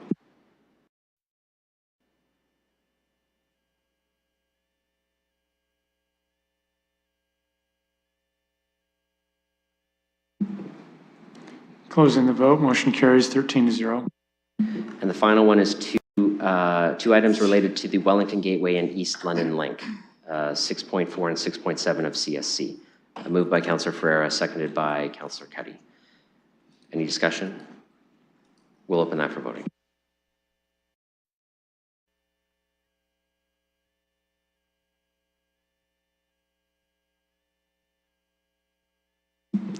Closing the vote, motion carries 11-2. That's it, Councillor Ferreira. Thank you very much for doing that. I really appreciate it. Deferred matters, I have none. Inquiries, any inquiries? Councillor Pelosa. Thank you. Did not give staff a heads up on this, so not verbally, but it came through email. Looking through you to staff just for a high-level overview with the recent flooding events that the city's seen. I know the city has a basement flooding program. If staff could just comment on if they still have concerns about catch basins, how to lodge those concerns, or if they want to learn about the basement flooding program, where they could find that information. I know the comms team was going to work on something, but just in advance of that. And apologies again. Thank you, through you, your worship. We are, let's not do that. Through you, your worship, we are in a position where we're catching up well from the flooding last week. We've done some good work with most of our park spaces being cleaned up. We do have some additional work to bring in material around a number of play structures. With respect to the basement flooding grants program, we are always open for applications, and usually those do come in somewhat later after people have received quotes from a potential contractor to do that work. The program does not apply to damages incurred, but is about future flood proofing. So we do encourage people to visit our website, see if that program is appropriate for them, get their quotes from their contractor, and apply so that they could be reimbursed for making their homes more robust for future flooding. Certainly, it was a eventful cycle of rain over the course of about a week. We had a record-breaking storm on the heels of a record-breaking rainfall on the heels of another potentially record-breaking rainfall, and we know it's been a challenge for a lot of Londoners. Okay, thank you. Any other inquiries? Okay, seeing none, there's no emergent motions. So we're on to bylaws. So thank you for everybody who forwarded the bylaws you might want to vote on separately. I'm going to tell you how I currently have this divided. The first set of bylaws we're going to vote on is what I'm pretty sure is all of the things that everybody seems to be agreed on, except, so everything except what I'm going to mention. We're going to separate out Bill 256 and Bill 263, which are related to Colonel and Talbot Pack Road, the Councillor Cuddy declared on, and the thing that came out of in camera, Safina Foods. We'll do those together though. That'll be, I'll tell you when that vote happens. That'll be the second set of votes we do. The third set of votes we do will address the Fanshawe College item for Councillor Rahman. The fourth set of votes we do will be the added bills related to the Wellington Gateway and the East London Link. The first set of votes we'll do is everything else. So that means Councillor Cuddy's will be the second set, Councillor Rahman's pecuniary will be the third set, the East London Link things will be the fourth set, but everything else will be the first set. And there's no Bill 247 anymore because that was related to the item that was defeated from the Civic Works Committee.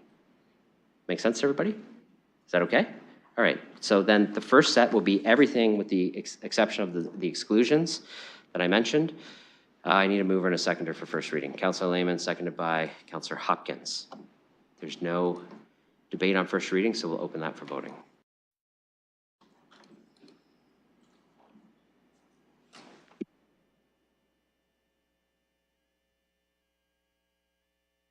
Closing the vote, motion carries 13-0. Mover and seconder for second reading.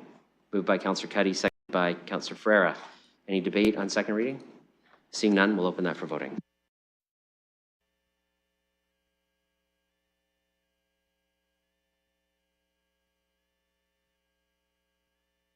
Closing the vote, motion carries 13-0.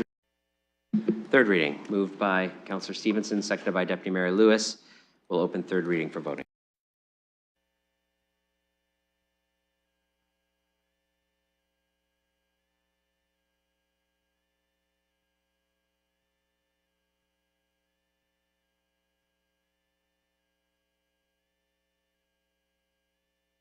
Closing the vote, motion carries 13-0.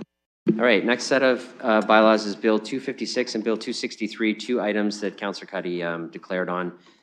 I'll look for a mover and a seconder of those two items. Councillor Ferreira, seconded by Councillor Lehman. We'll open first reading for voting.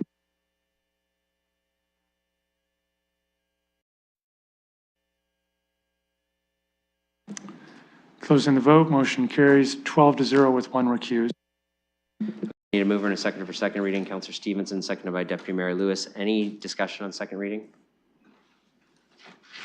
Okay, seeing none, we'll open.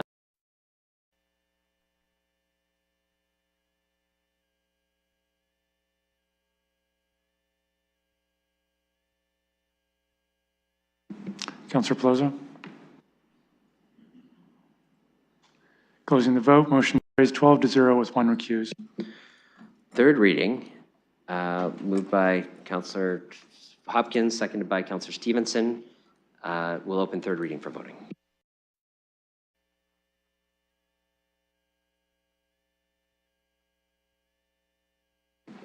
Closing the vote, motion carries 12-0 with one recused. All right, the next set of votes will be related to the Fanshawe College East London Link item that came out of confidential session. I'll look for a mover and a seconder of first reading. This is Bill 265. Moved by Councillor Cuddy, seconded by Councillor Pribble. We'll open first reading for voting.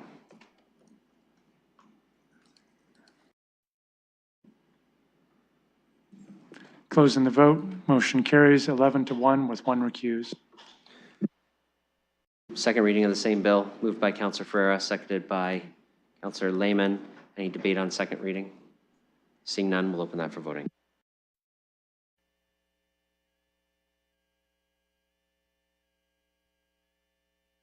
Motion carries 11-1 with one recused. And third and final reading, seconded by Councillor Plaza. We'll open third reading for voting.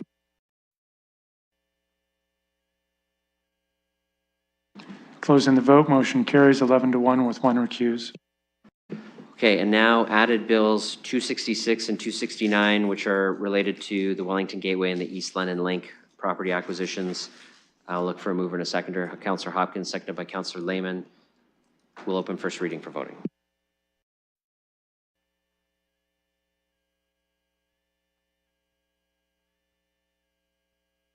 Closing the vote, motion carries 11 to 2. Second reading for these items, moved by Councillor Rahman, seconded by Councillor Cuddy. Any debate on second reading? Seeing none, we'll open that for vote.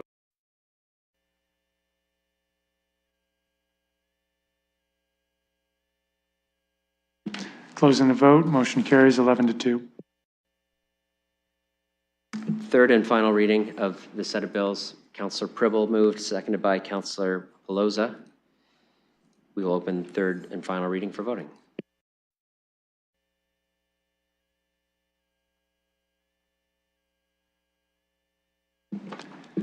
Closing the vote, motion carries 11 to 2. Thank you, colleagues, for submitting your bylaw items ahead of time. That's went a little smoother, I think, and a little faster. And with that, we only have adjournment left. So Councillor Stevenson, Councillor Cuddy, all those in favor of adjournment? That motion carries. We're adjourned. Thank you.